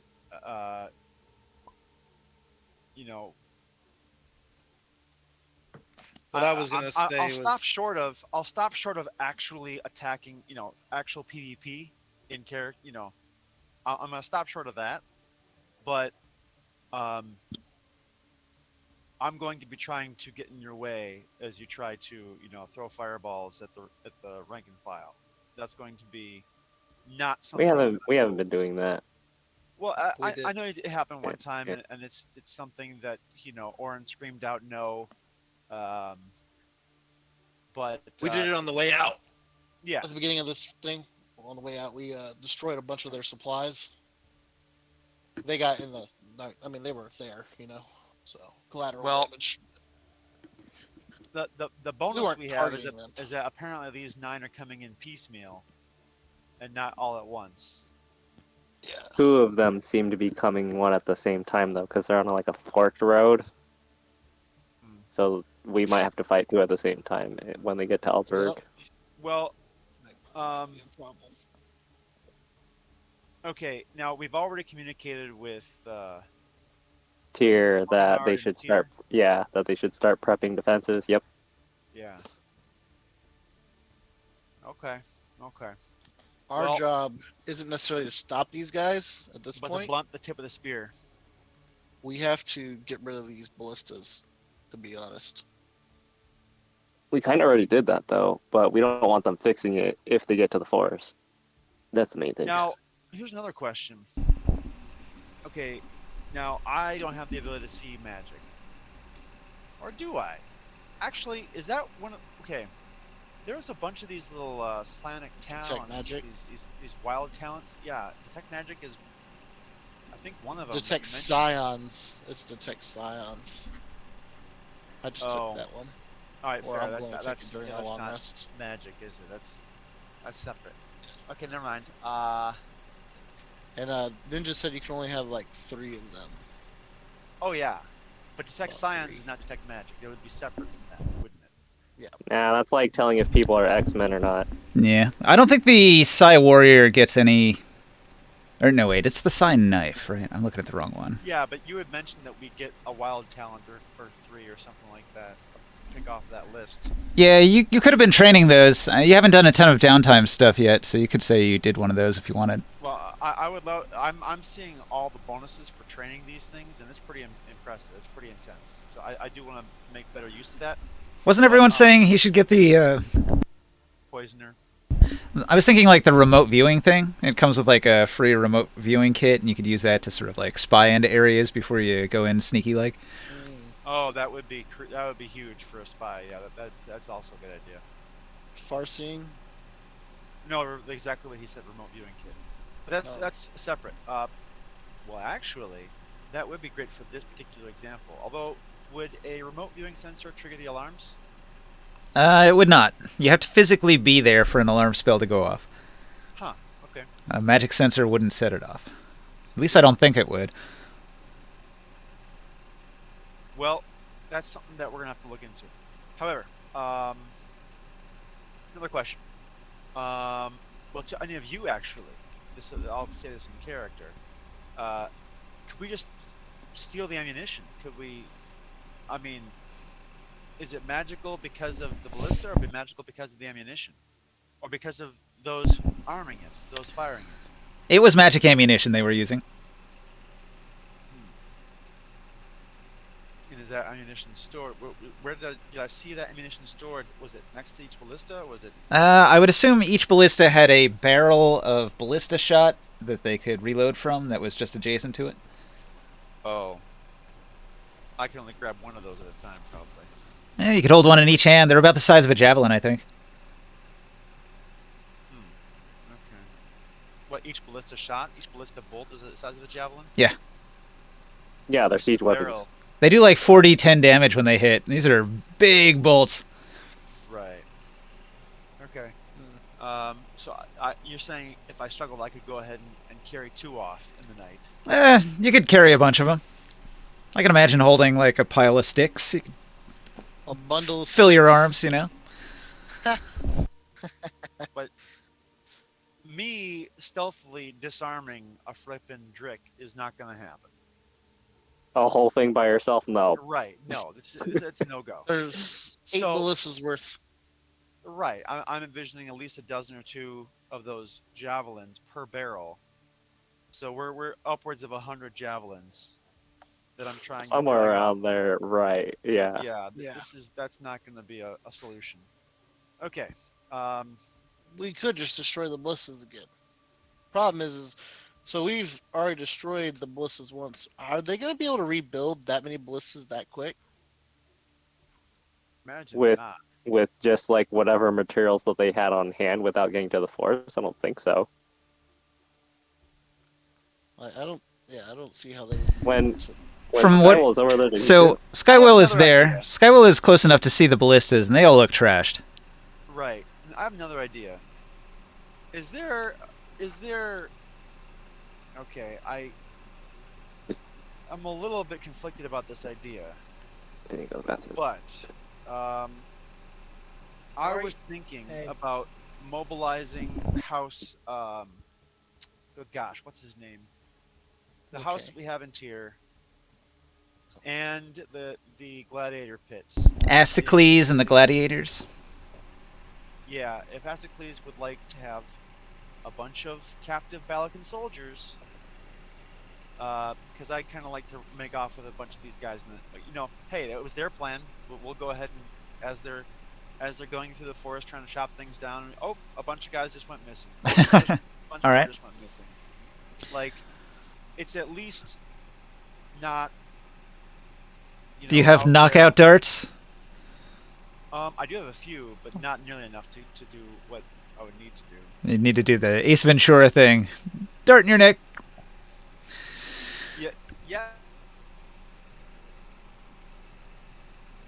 One of the problems you're going to run into Uh, is that we still. Probably You not. gotta watch out, because there's an aura around us, I don't know what you're looking making at. us.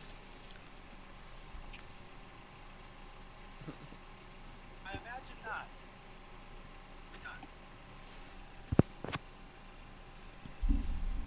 Alright, sorry.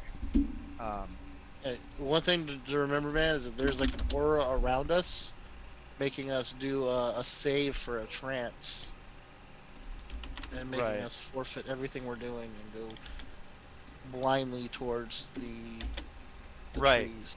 So we definitely have to make time of the essence. We can't spend a lot of time here. Who knows what the Balakan soldiers are gonna do? But we've got to go ahead. They're gonna get do- tranced too, probably. Right. We need to get in, do the deed, get out. Oh, are we noticing that at all, Ninja? That some of these I checked, soldiers have and been he said tranced? no. He said that so far I can't tell if anybody has been tranced. Anybody who has made camp is not fully under the influence. So if you are mind controlled, you cannot stop. You have to continue west.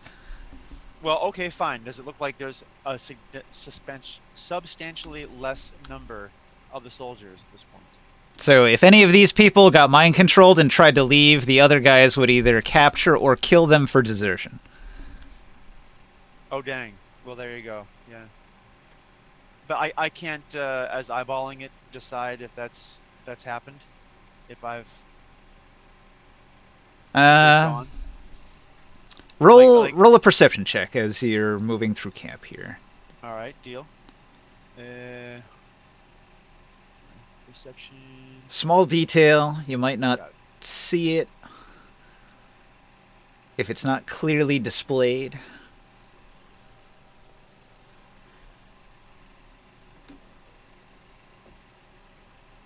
There we go. Okay.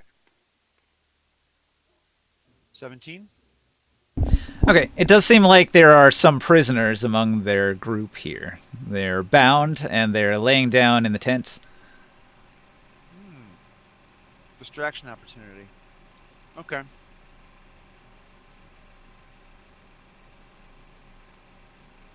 I'm speaking telepathically to the rest of the squad. Are we ready to do this tonight? At night? Are we ready to go? Everybody else is ready, waiting in the wings? We're ready for attack. Okay. I'm invisible. I can go stealth Um, and assist you. I'm gonna go ahead and try to make it so that I can release a bunch of them. I don't know how many captives I can release at once, but stealthily go ahead and release a bunch of captives and see if I can get them to start walking away towards the thing. All right, well, let's put figurines on the board and figure out where everybody is when this surprise round goes off. If we can find them, that's the trick.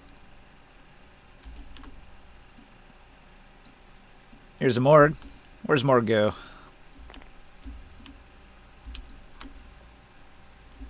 Now, would that be a surprise round? Because I would imagine all I'm doing there is just leading.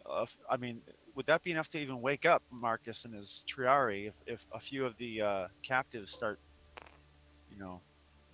wandering off towards the forest?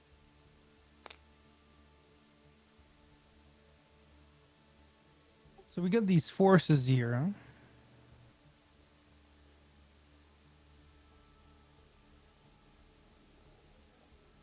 So there's a camp on each side. Kind of okay, there's 4.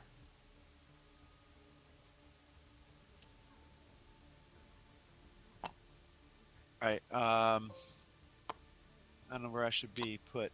You put me. Oh, I see this action over here. I was already kind of setting it up here. You can move yourself if you want. This can over there, I got you. This can be at any of the camps. It's really up to you. I'm just sort of picking one at random. Yep.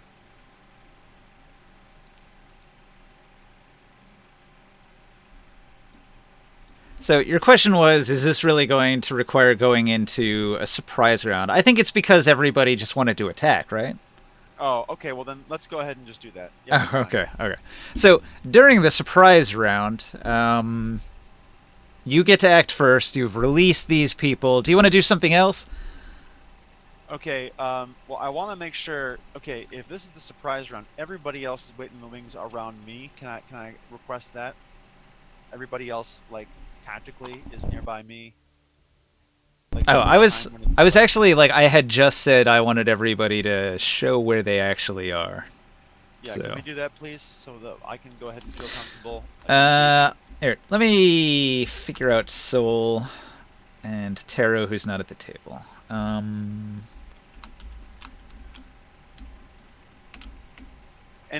just as an aside, Here's a ring sight. 9 separate battle Here's a groups, Soul. mounted on Driks and everything else, assaulting Tyr. That's like not just skirmishing and we're trying to headhunt a few of your people. That's like all-out war. Am I right? They did mobilize a huge army, so think of that what you will. Commitment. That's a huge commitment. Yeah, I wanted to say, but someone else was talking and I forgot. This feels like an invasion. Right. 9? Like, one of these going and saying, okay, you know, he just wanted to go ahead and head on a few captives for, you know, selling or sacrifice towards the dragon. Great. Okay, I get you. But doing this again and again and again? Yeah, no. Yeah, this is serious. Where's, not Celesta. What's her name? Come on, Sun Lady. Oh. Gosh, I'm gonna look it up in my notes. You mean Sadira, the Sun Cleric. Sadira. Yes, Sadira. I Sadira, didn't... everybody needs to go ahead and get a handle on this. It's already been taken care of. So as soon as the party sent word to Tyr, everybody mobilized, obviously. I just haven't filled you in on what's happened because you're not there, you don't see it. That's fair, that's fair. Oh, well, like, this is kind of like beforehand. I would have asked Korkanart how the battle preparations, defense preparations are going. Okay, Yeah, if this you... is like changing the face of Athos, like the Tablelands. This is a huge thing. If you use a message stone to contact Korganard along the way to get an update, they would let you know that Sadira, Aegis of Astocles, and Rikus have taken a large number of elite Tyrian troops and teleported to Altaruk. And they're going to catch the next army and fuck them up. Oh. And nice. Sadira's personally killed a Sorcerer King, so she's probably going to mess them up pretty hard when the battle starts. So that's number 2 in line, and we'll see how they feel after they lose their first 2. How does my cult feel about getting involved? Oh? Do you want to send a message to them? What do you say? Wait, are you talking about, like, your zombie things in the Elephant Temple?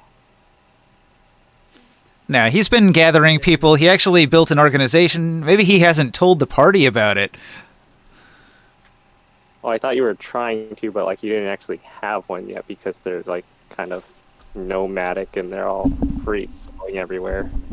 So this is all during the downtime, and during the downtime he has, like, a fully fleshed out organization that includes people, wind clerics, buildings, like the whole thing. And a lot of that could have been started early, already set up and established, and at this point, months into it, you know, he could call on them and say, hey, I have a thing going on. Alright, I'll send a message. This is sending. Where are we right now? You are west of Altaruk. Okay, I need to actually write this down then, because I can only use 25 words in a sending spell. Okay. I'm gonna roll initiative. Good luck. I mean, you could just tell them to go to Altaruk and help the elite tier forces deal with the other things, because telling them we're randomly west in the desert of Altaruk somewhere is kind of hard to find. Actually, hang on. I'm gonna reroll that. Let me make another one of these. Wait, where? Alright, where is the enemy right now? Where's their caravan? Look at archers. That is... Oh wait, it is separate. Do we all need to roll stealth checks at this point, though? If we're following you?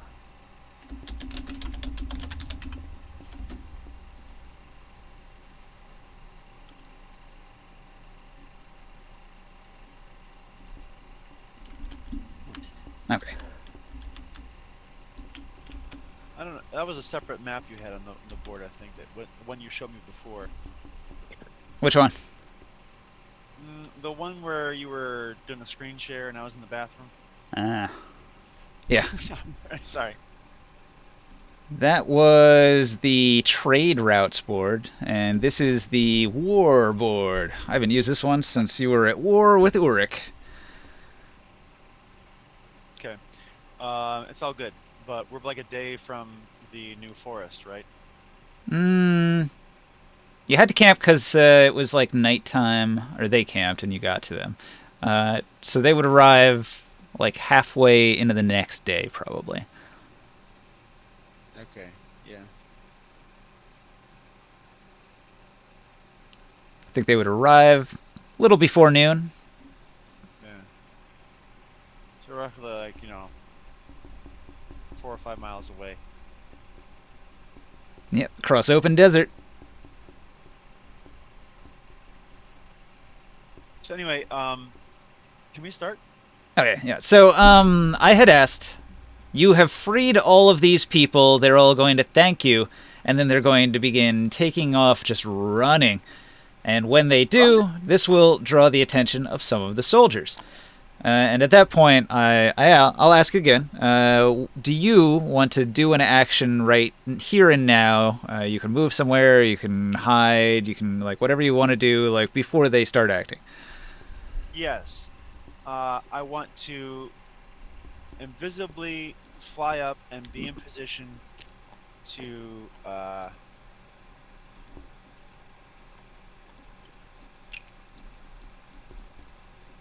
you know what? Can I fly up and in this round go ahead and invoke my sun amulet and use my blasting? I guess. Okay, well then I will go ahead and what is this? 8 where is it? It's okay, help me with the magic on this. It's Sunstone Amulet, 8 rays, 8 scorching rays. 7th level. So blam blam blam. Alaka blam. How does it? I have to do 8 attack rolls then. I'm trying to take out any Triari I see on top of the top there. I'll just blast one of them with all 8 rays. Scorching Ray. Let's take a look. Scorching Ray says you create rays of fire. You create more rays at a higher level. So this is a very high level casting. Each one does 2d6 fire damage on a hit. They require a ranged spell attack. So I suppose, yeah, you would roll 8. What would your spell attack be for this? Proficiency plus Dex. It's usually like the caster's spell attack is their intelligence mod and their proficiency. This was cast at a very high level, so probably like plus 10. Okay. So I just roll 8 times? Now, you said you fly up, and you get 30 feet up, and you can see across the deck, and the only figure on the deck that is visible is the Astral Guardian.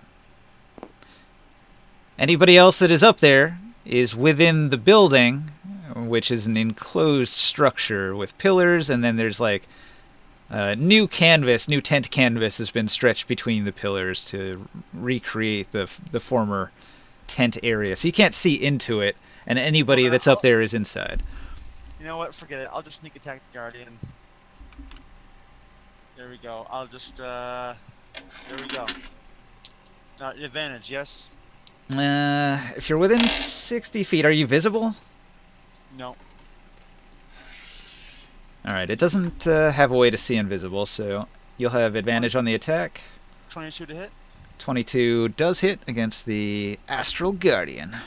Okay, then I'll just do that, and I will roll damage, and that will be it for me.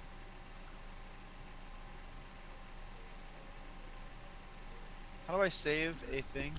Okay, hang on. So you do like a lot of weird damage, and this thing has crazy immunities. It's not subject to critical hits, but I think maybe like sneak attack still happens, if I'm reading this right. I don't see a specific immunity to sneak attack, even though it's like this crazy kind of weird construct. I would have assumed. See, that's the thing that was confusing me. Like 5th edition is so weird. What it does have is damage reduction that can't be negated, so it will negate 10 of the damage that you do, but that's all it can prevent. Damage. What if it's magical slashing damage? Yeah, it is. It's the little dash from 3rd edition that means you cannot avoid it. Okay, so it only takes 13 damage then. 13 damage. It already had 60. That puts it at 73 damage. Okay, so It's I do no that, longer a and carved I become polymorph. visible. How long does that polymorph last? It's been days, so I would have thought he went back to normal, right? Yeah, that's why I say it was gone. Polymorph is. I think it only lasts like an hour or something. Okay. I would have turned back to normal, like. Unless Yeah, he's up to 1 hour, Depends on and if if you you up- lose if you upcast it. concentration, it's concentration too. So Unless he desummoned the thing, I probably would have let him have it back like 5 minutes before the deadline, just in case like someone was like, "Huh, well, he said it'll turn off in such and such amount of time," and then it turns That's into true a freaking polymorph. layer. Oh, whatever. Yeah, true polymorph is when it actually stays there permanently. be right back. Well, so that's it for my turn. Okay, so the soldiers are going to rush to chase after the fleeing deserters who are trying to get to the nearby forest. Nobody's paying attention to the strangers in the darkness, Do although I even make much noise when I attack this thing from behind? I mean, he doesn't make any sound when he doesn't scream or anything, so I don't know. That's cool. well, I'm up a bunch of scorching rays is going to be really, really obvious. Even I didn't do that. Instead, I didn't do that. I decided if there's nobody on this thing to hit, and this thing's immune to scorching ray anyway, or he's like partially immune to fire or whatever it was last time. So I just said, you know what, I'll stab him. I'll do the best I can. The battle is joined, men. We assault. I'm not sure we even did that right. So, like, each scorching ray deals 2d6, and you have to roll to hit each one. I didn't do scorching. Remember, I decided not to do scorching ray. You said that there was nobody else I could see, so. So I have to take away the 13 damage, put him back at 16. No, you said just. We talked about doing a sneak attack instead. I'm sorry. I had assumed that there was going to be Triari on top, and then you said nobody else was out, just the Guardian. All right. Well, I know the fire rays aren't going to do anything against that, so we just said, you know what? It's not that it's fire though. It's just that he has like this crazy damage reduction. Yeah. He's so he's like Taurus, where he's got that barbarian resistance, but he's got it against everything. Right. So I wasn't because he would get that resistance against every single attack. Right. So at most you could do like from a 2d6 you could do like 2 damage on any one of them that like did like max damage. Right. They would have all bounced off of his armor. It would have been useless. So you did sneak attack instead. Instead, and that was the idea, right? Okay. So he still has the 73 damage, and Caligula, Marcus, Horde of Soldiers, none of them are going to do anything. So then Soul will throw Bardic Inspiration onto Morg. Okay. And he's going to hide in this tent over here.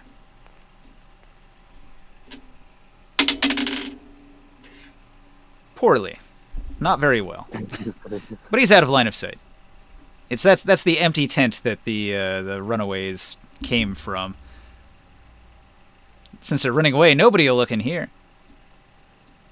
The Drik snores loudly, and then it'll be Will's turn. Again. Okay, well,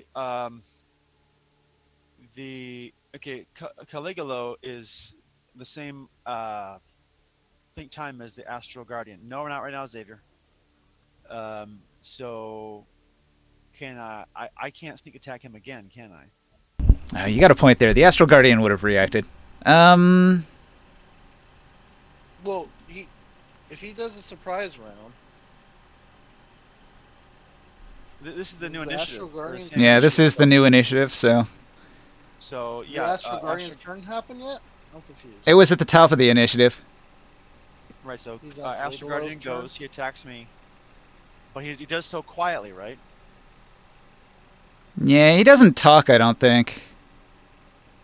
I mean, it's just sort of a mindless construct.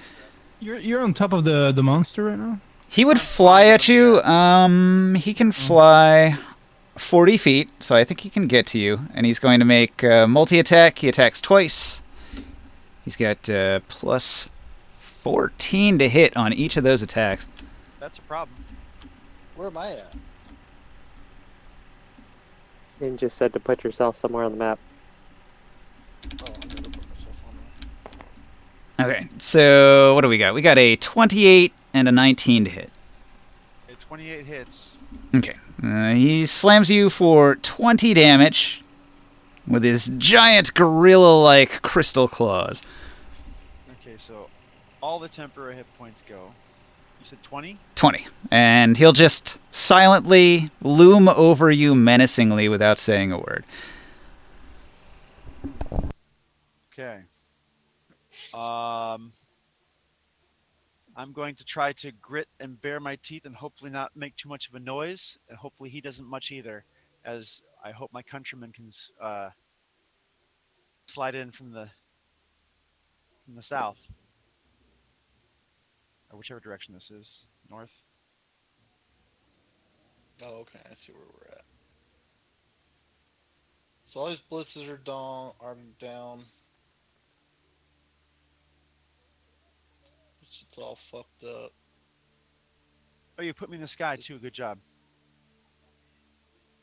In the sky? What?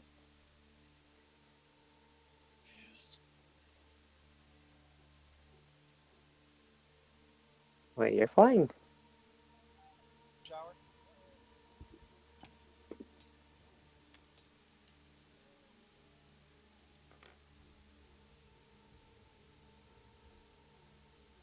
It's almost clear tonight. Besides, it's almost bedtime. Okay.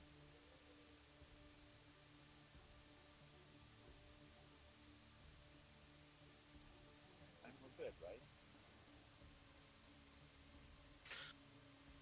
Good morning. What were you doing? Hey, this,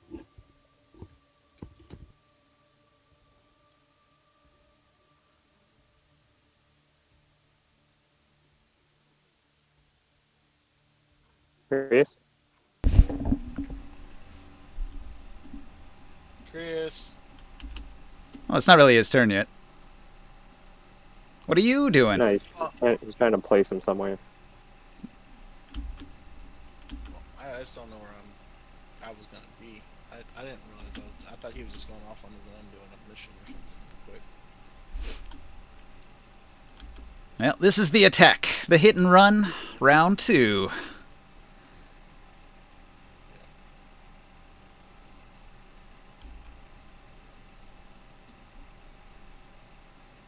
So he got hit.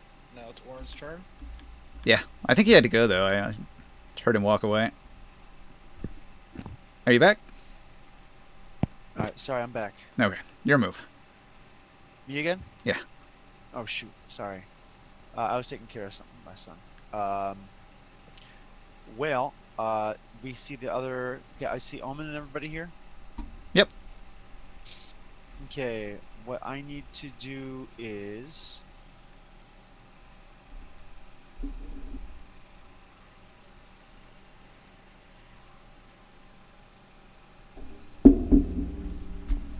I can't go invisible again. Actually, yes, I can. With my if I use a dice, I can go invisible again. So I will go invisible again, and then move. I can't move my person while I'm in the air. You have to move me towards my friends, and then I will attack again while invisible. Can I do all those things? Do you mean like down to the ground or over towards Taurus or? I can just keep flying. I've got plenty of time for flying, but more towards either Morg or just that way. So that way he has to engage. I want to be next to our friends so that if he engages me next time we do it, we're flanking, so we can go ahead and do both. So he can swing on you, but with disadvantage. Would me going invisible cause an attack of opportunity? Well, that's what I'm saying. Like, he doesn't see you, but he hears you leaving. And he'll swing into the air where you used to be with disadvantage, but he might hit you. That's how 5e works? Yeah. Mm-hmm. You can threaten somebody you can't see? Yeah. Mm-hmm. 5e assumes you know where invisible people are, You have to based on disengage. hearing and smell and whatever else. Well, You have to disengage to not take an attack of opportunity, okay. which is a whole action. Okay. I think rogues can do it as a I think bonus rogues action can do a now. bonus. Yeah, I think they can do it as a bonus. Well, either way, I said what I was going to do, so if that all can work, I can't go back on it now. Is that going to be your bonus then? Disengage? Oh, wait, shoot. It's an action to become invisible. So I'll Which is a become... bonus action. This guy looks cool. You can't So see that I him. can't attack anyway. So as an action, I'll become invisible again, and then either disengage or not, and just get towards my friends. That's all I can do. Important distinction. Am I rolling or no? You said I can disengage as a bonus. You said? So Yeah, then I'll do that. Should be. it's a rogue thing. Yeah, done. It's like hide, dash, disengage, right? Cunning action. Yeah, Yeah, deal. Cunning action. pretty much everything besides an attack action as a bonus action. Okay. I moved you over near Omen and Ring Sight, and you are invisible, Or defensive action. and you avoid the creature, so it can't attack you. And Taurus, what do you do? I guess we're going in and just start fighting this thing. So I'll just go ahead and get ready to start fighting this thing. Well, you can see that the soldiers nearby are distracted, chasing down deserters that are trying to get to the forest. There are other soldiers that are coming to investigate, but they're at the far side of the enormous Drik leg. Up on the This platform, thing we're fighting right now, right? you know the leader is up on the platform. But he has his guards with him. True. I don't want I mean, that's mainly who we're here to kill anyways. We can kill this thing before he is able to do anything. So I will fly up to him and start engaging so that Morg doesn't get hit. And Soul doesn't get hit.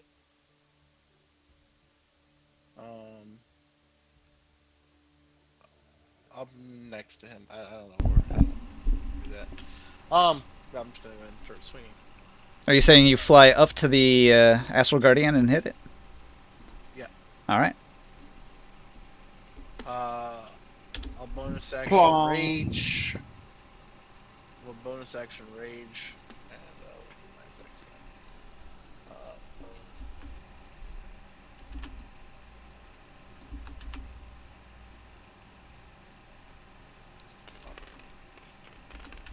Hey, Taro, did you want the air elemental on the board somewhere? Like First next to you? attack's gonna be a 30, Yes. and then the second attack's gonna be. I'm sure it's gonna take 2 at least. Second attack is a 24. Does a 24 hit? Yeah. Okay. How much does your first hit do? My first hit is. Shit.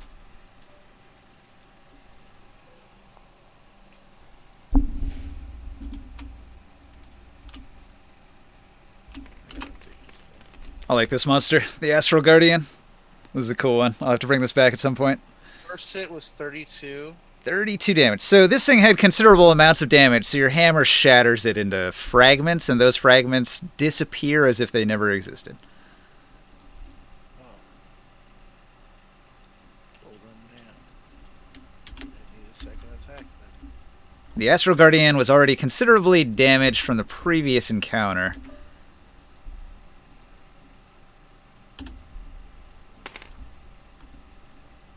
Well, then Repeat that last sentence. It was already cracked, so the second whack finished it. So if I have 45 movement speeds left still, I would like to go ahead and get ready to ambush these guys from above. I'll stay tight to this thing and try to stay in like the shadows. will they? If I'm on top of this leg of this thing over here, would they be able to see me? The guide says if you are 30 feet up, you can not be seen by creatures on the ground. Okay, So let's- tight to the thing there, you should be hidden from anybody down there. I imagine the crack and the splintering pieces of Golem Guardian probably loud enough to wake up those Triari in the building. So secretly, Caligula is aware that the Astral Guardian is fighting somebody based on his telepathic link to it, but he is doing stuff in an area you can't see. So I've been making secret moves for them. Okay. I'll move on the other side of the pall here from this guy and be ready to pounce. If so, let me see. I just moved. That's another 15 feet, so I still have 30 left.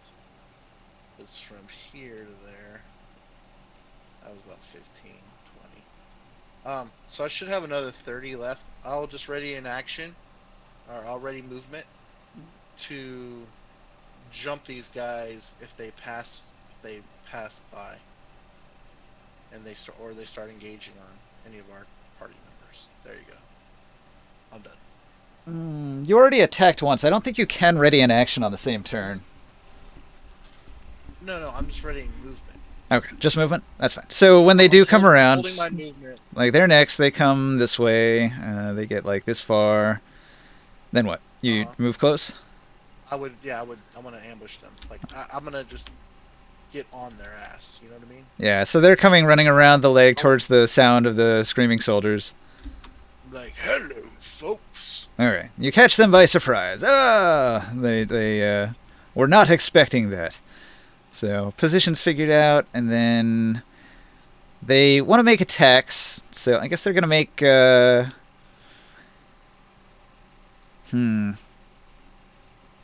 They're gonna use like a bonus action to disengage from you, just to get a little distance. I can't. I still take opportunity attacks. They don't know that. They don't know you have Sentinel and all that. Ha! So before they move, Okay. I'll do my opportunity attack. Because I'm sure that if it's a horde, does the whole horde stop moving if I hit? Yeah.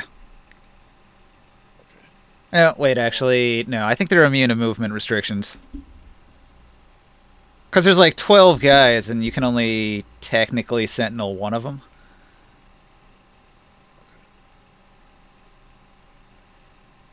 So I might just split one of them off from the party Uh-huh. if I don't kill it. I mean, I'd probably just assume he's dead if you hit him. These guys are not that tough. A little archer? Please. That hammer would turn them into paste.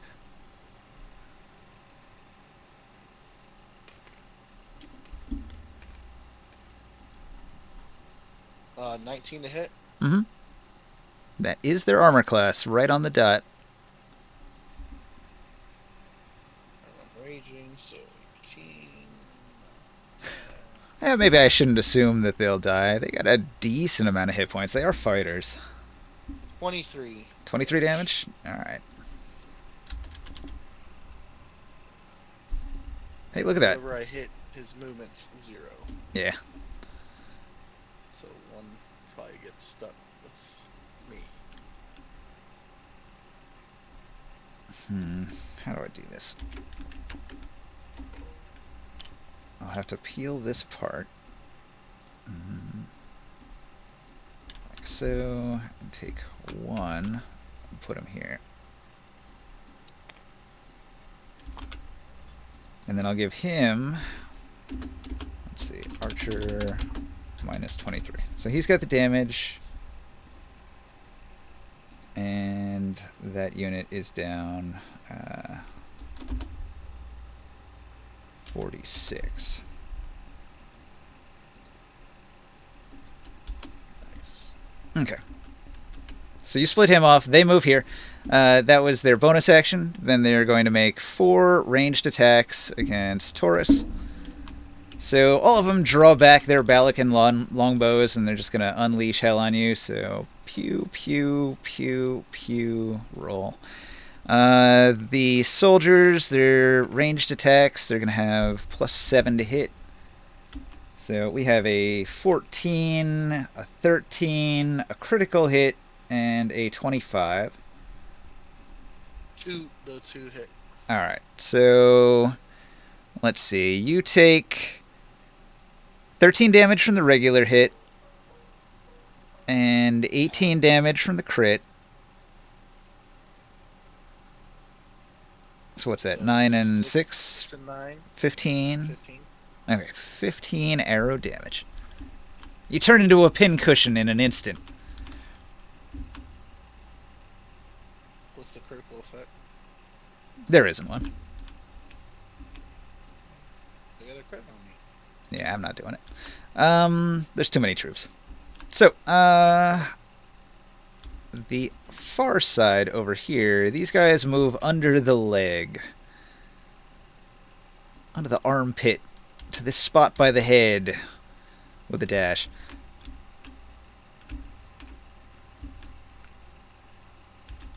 That was a good distraction, Warren. Thank you.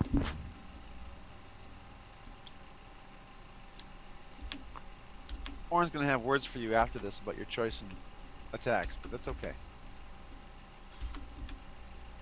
What do you mean? He's gonna be mad at you for taking on the soldiers and not coming up to the top. Did you go to the top?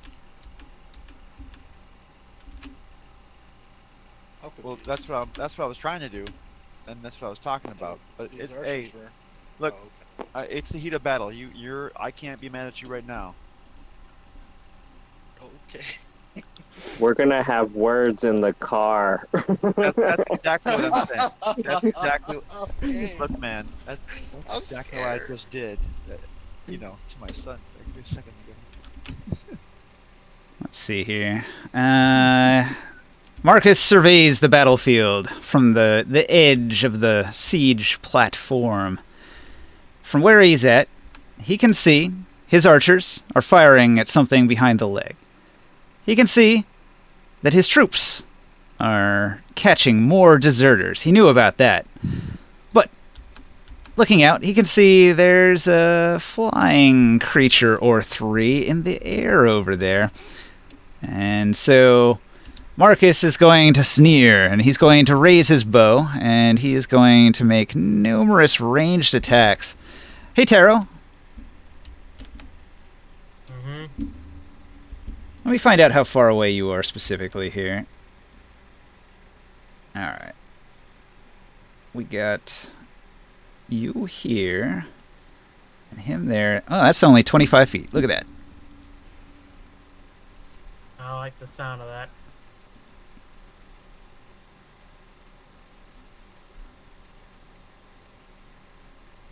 Okay. Not at all. Marcus is going to...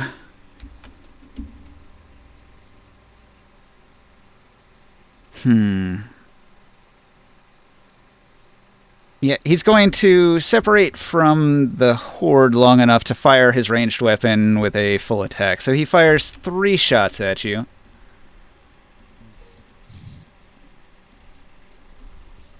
This is a time when I would have liked to have bought something, but I never got a chance to ask for it. 8, 12, and 8. Now, Marcus has a bonus with his ranged attack of plus 11. So we're looking at a 19, a 23, and a 19 to hit. Shield. Okay. Does that block all 3 of the shots? Yes. Okay, so Marcus, he's got this crazy bow. It's a crossbow. It's a crossbow with like a clip, like a magazine. And the magazine is full of these magic acid-filled arrows. And so when you bring up your shield, you can just see these big fat crossbow bolts come flying in, and when each one hits, it explodes with this like acidic mist. And your shield does keep it all at bay, but you can tell that would have done a ton of damage. And all of those fired off like quick, like rapid fire. Pew, pew, pew. So that's his attack. I got the visual of that. That's pretty cool. Yeah. And then his Triari, they close ranks around him, giving him full protection once again. Before they fully close ranks, though, you can also see Caligula in there. And Caligula, he's got a sneer on his face, as if he's got something in store. Caligula casts a psionic spell.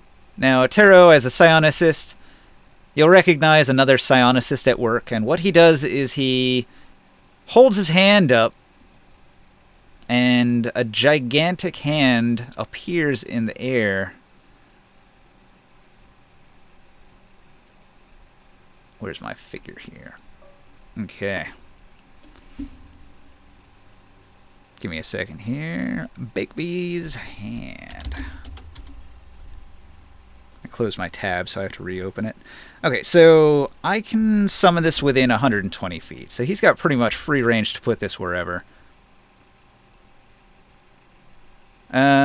Morg. Yes. Caligula spotted you down there, and a gigantic hand suddenly appears just overhead.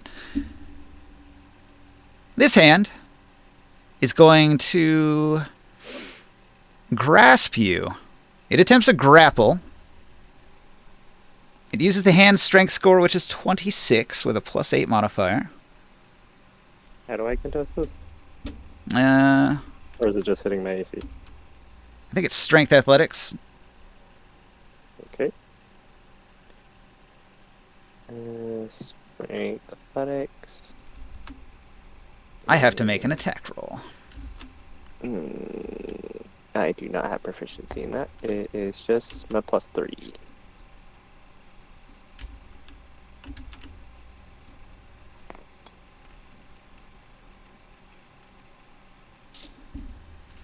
That is a 12. 12. Ooh, he got a 15. Okay, you are grappled. The hand crushes you. So he uses... Get your pet sausages off me. He uses his bonus action to make it crush you. You take bludgeoning damage equal to 2d6 plus... let me check here. Modifier.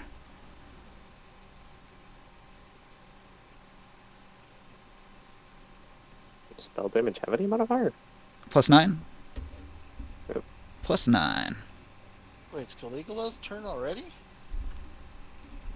It is the Terrari's turn. Wait, what? I'm confused. That is Yeah. true. Yeah, good catch. I'm doing this as the Horde of Triari. He's part of it. Okay. He reserved his action earlier. He didn't do anything back then. And now when Horde of Triari has moved into position, he emerges from it and does his thing. So it was 5, 6, 7, 8 plus 9.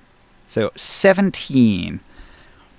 17 bludgeoning damage as this hand that's got you in its clutches is just crushing you. Oh, yeah, you said that he did know we were doing something. Yeah. For the Astral Guardian. We just did it. Okay. So he told Marcus. Marcus puts his armor on. Then he waited for the group to move. Then he cast his spell, basically.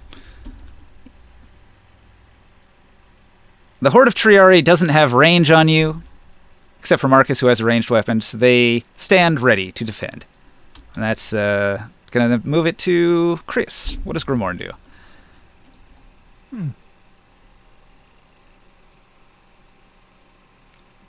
So Morg is taking damage right now? Yeah, he's being crushed by this big magic hand. A psionic hand appears and just grabs him by the head.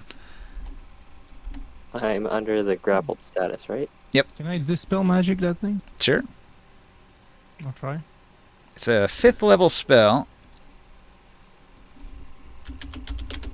What do I have to roll for that? DC 15.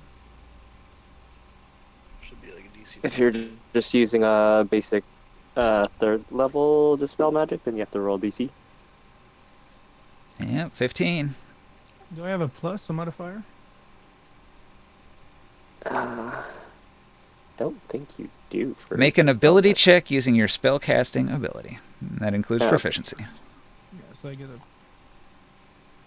It's a wisdom proficiency. Well, Is that wisdom? plus 10 for you? Well, wisdom is your spellcasting ability Yeah. score, right? Plus So you 10. got your- Yeah. Should be able to Need a hit that. 5 or higher. Not too bad. Yay. All I'm right. free. Yeah, you know, like almost double it. No, we're good. Burn the hand away from me. What Gamora. hand? What hand? All right, that was a good move because Morg wouldn't have been able to do anything on his turn. I'm going to give me a second. Cast my make my sword appear. Oh shit.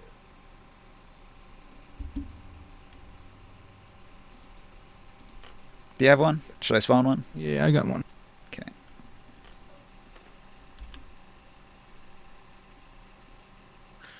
You know, I've been paying for Heroes Forge for over a year now, and I haven't made any figures in like 6 No, months. I know. Yeah, I should send you some. What a waste. I know. I haven't looked at any of their new stuff in a while. It's gonna appear up here. Mm. I got like 60. Only move it like 60 60 feet, right? Or summon it 60 feet? Yeah, this map is sort of like smaller than it looks. Okay. So it's gonna appear behind them so they don't see it. Like whenever you use the measurement thing, like what does it Are say? you sure you 30 want them feet. to be able to attack the sword? So it's also 30 feet up. So if you do the Like trig, it's 45 like feet. yeah, like 45. Because they can, those swords can be destroyed. It doesn't have health. Spiritual weapon? Spiritual weapon don't have no health. No, spiritual weapon? Yeah. Oh. Yeah. It's not a construct. You can't attack it. I No, thought you were talking about the magical weapon. but they can't destroy that one either. Anyways. It's a magical Yeah. weapon. Big damage. Yeah, I made it appear behind them so they don't see it. Mhm. And that'll be it for now. That's all I can do. Well, wait. If that's a spell, how did you do the dispel magic? Also. It's a bonus action. Oh, right. I forget that all the time. Spiritual weapon's great. You don't want to attack with the spiritual weapon when you cast it on the turn that you cast it? No, it's a bonus action to make it attack, I think. No, like the initial summon it can already attack on the turn that you summon it. And then additional turns that you want to attack, then it's another bonus action. Yeah, I think he's got a point. You might as well roll the attack and see. Okay.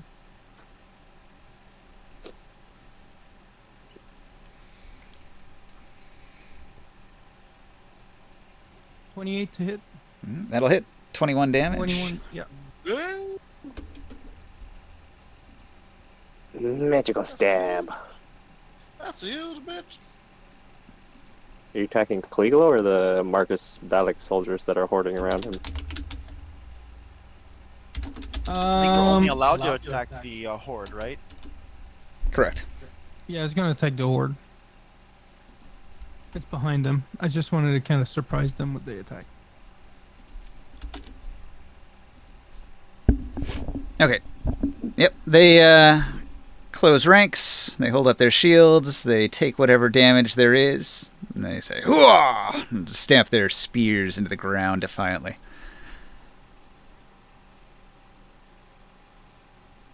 All right. Ring sight. Yes. What do you do?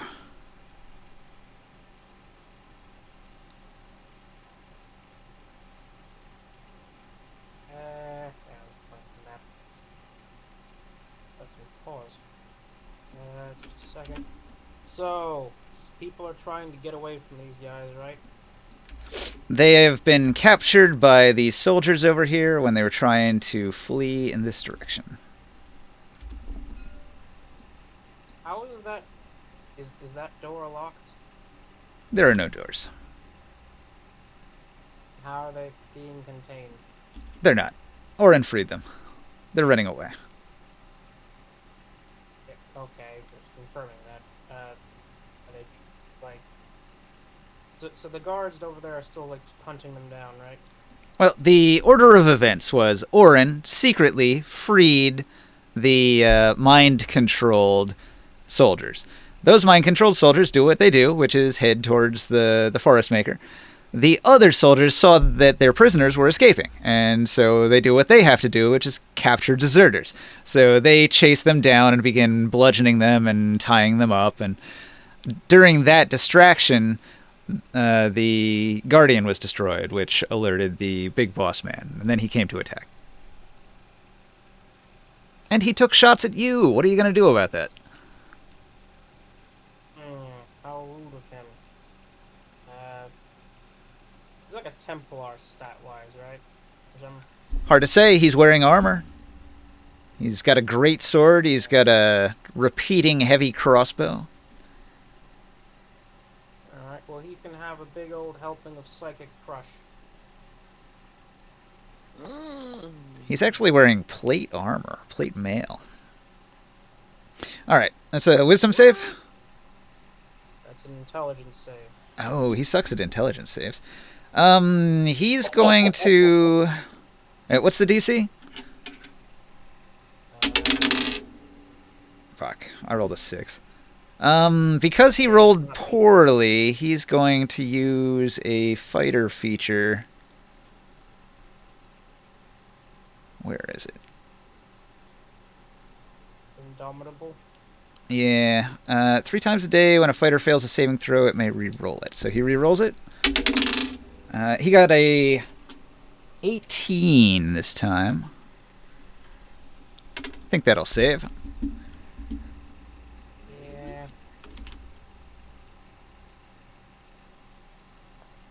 You found your DC?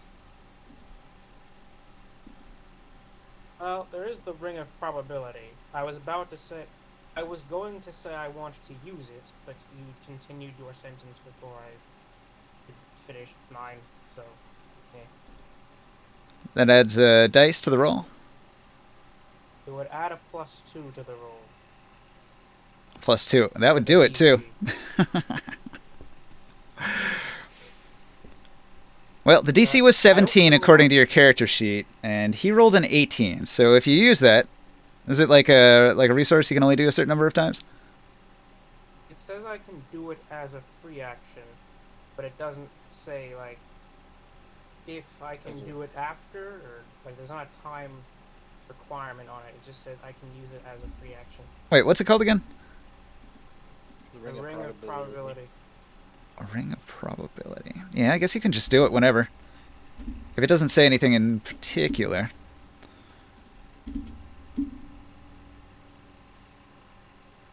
Works for me, then he gets to not succeed. Do you get to burn another Indomitable and try to save?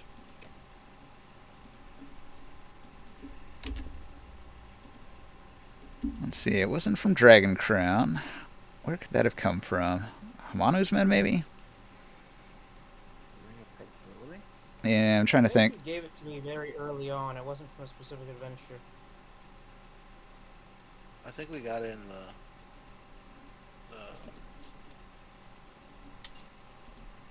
damn. I can't remember. I was thinking it was being the ruins. When we did the ruin stuff. Now, when he got the invisible icing thingy? Maybe. Oh, here it is. It's just a once per day. Okay. Limited but powerful. And it just barely made you succeed on that. And it doesn't really limit when you can do it. You can just do it whenever. Like as far as before or after the roll, I guess. Nice. Good job, Ringsight. That was a good move. Hooray. Leave freaking mage alone, you bastard. Anyway, I'm not done. There's still chaos to sow. Any more prisoners standing around? Any of the tents may contain prisoners. You'd have to look inside. Ring sight, or not, my voice. Wait, how did how were the first prisoners freed? Like did he steal the key or something? They were just tied up. He untied them. All right. Air Elemental is under orders to go into all the tents and wait. Okay. Yeah. It'll move towards the nearest go tent. into all the tents and untie anyone they find inside. So the air elemental goes into this tent, and Soul jumps up, suddenly scared that he's been found, and then he realizes it's just the air elemental, and he says, "No, this is my tent. You go find another one." Nice. Hilarious. That's great. That's hot. That's hilarious. No, bad. You. Alright, well, it still has movement left. I'm sending it to just find places where prisoners are. Okay, you go to the other encampment here, and it will begin freeing a prisoner that is in this tent here.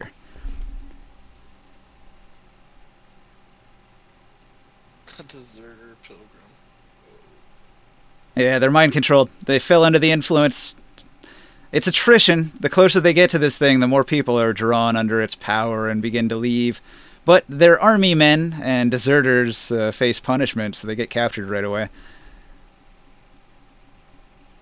See how that goes when there's a magical being undoing all their hard work. Their superiors are aware that they're under some sort of charm, although they can't really figure out what it is. It's actually a curse. And so they were capturing them rather than killing them on the spot. Well, they can have fun doing that. I'm gonna go... Just gonna keep flying for a bit. Hopefully out of shooting range. He's got a shooting range of 400, so good luck with that. Does anyone else other than him have a ranged weapon? Yeah, there are 2 stacks of archers. One of them is moving up the tail up onto the deck to get a better line of sight on people, and the other... Right underneath you. The other's right underneath you, yeah. Underneath me? Yep. Yeah, they moved past the leg towards where you were at and got engaged in a fight with Taurus. I surprised them. Taurus is already married. They're 5 feet beside you and however high you are off the ground. So, probably like 20 feet, 30 feet. I guess I'll just stay here, because if I get in danger, I can just fall in Taurus's arms. I'm actually... My savior. I am actually about 20 feet away from you. Plus a 30-foot drop. And then I guess I fly above Taurus. Okay. But I'm gonna move to where the archers are. Well, maybe. Alright, fine. I guess I don't move then. I move above the archers, whatever. Alright, let's see. They're gonna shoot Omen. I'll move here. Move it over. Move it over.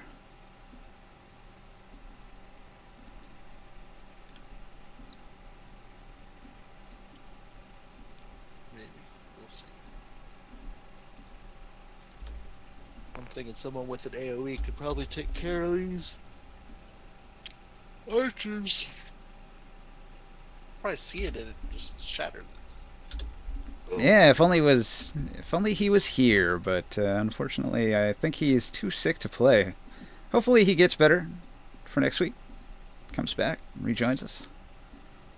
Hey, that's bloody how he's doing, by the way. Yeah, it's rough. Like I've heard it's like some people get sick and it, like last for like weeks, so Yes, no, it's already midnight. And it's your turn. We'll end it after you. Can I see them now they're at the edge since they're looking at me and they can see me? Can I see them? That's the trick. And it's explicitly says because of the way this fortified wall is on the edge here, if they're looking down at you, you cannot see them, but they can see you. It says the only way you can ever see them is if you fly up 30 feet and look across.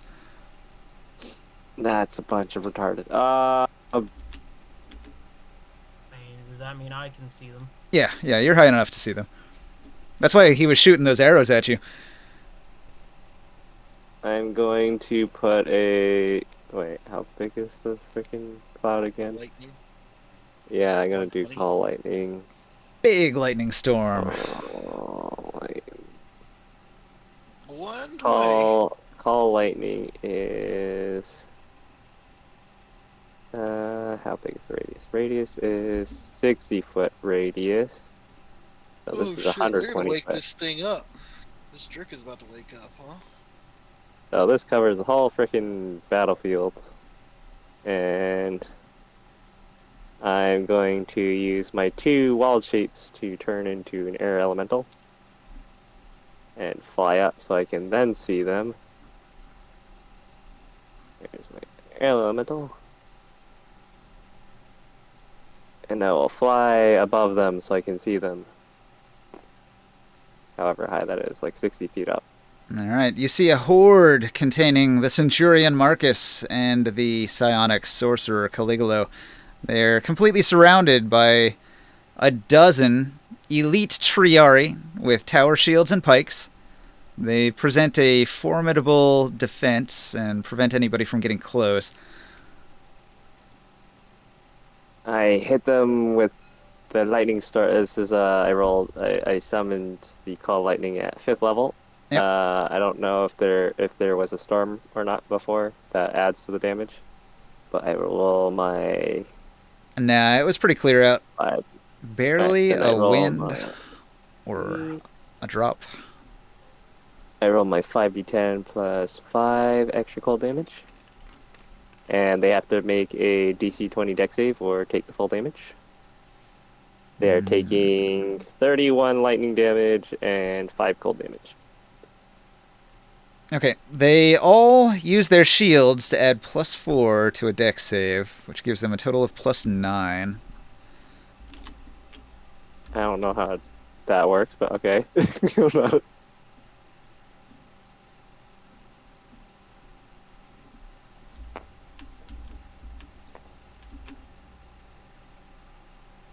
Let's see. 16. Not good enough, huh? They take the full damage? 16 total? Yeah. Yeah, they take the full damage then. The Centurion and Caligula. I don't know if he can hit Marcus since he's in the middle. But it has a 5-foot radius blast, so wherever I put it can hit multiple guys.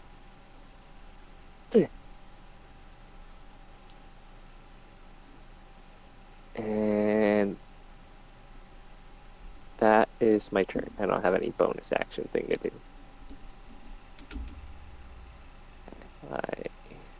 You said 36 damage? 60 feet. 36, yeah, total.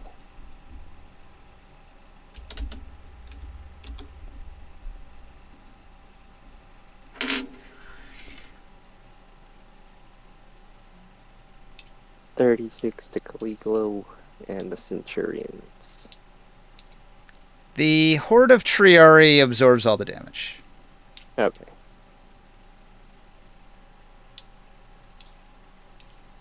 They have special features, right? So they have these big tower shields, and they're designed to do the phalanx formation. So the people contained within Marcus and Caligula, they're basically immune. Okay, got it. I thought it was only Marcus that was me. Okay. But the Horde takes it. Even with the save, they still take the damage.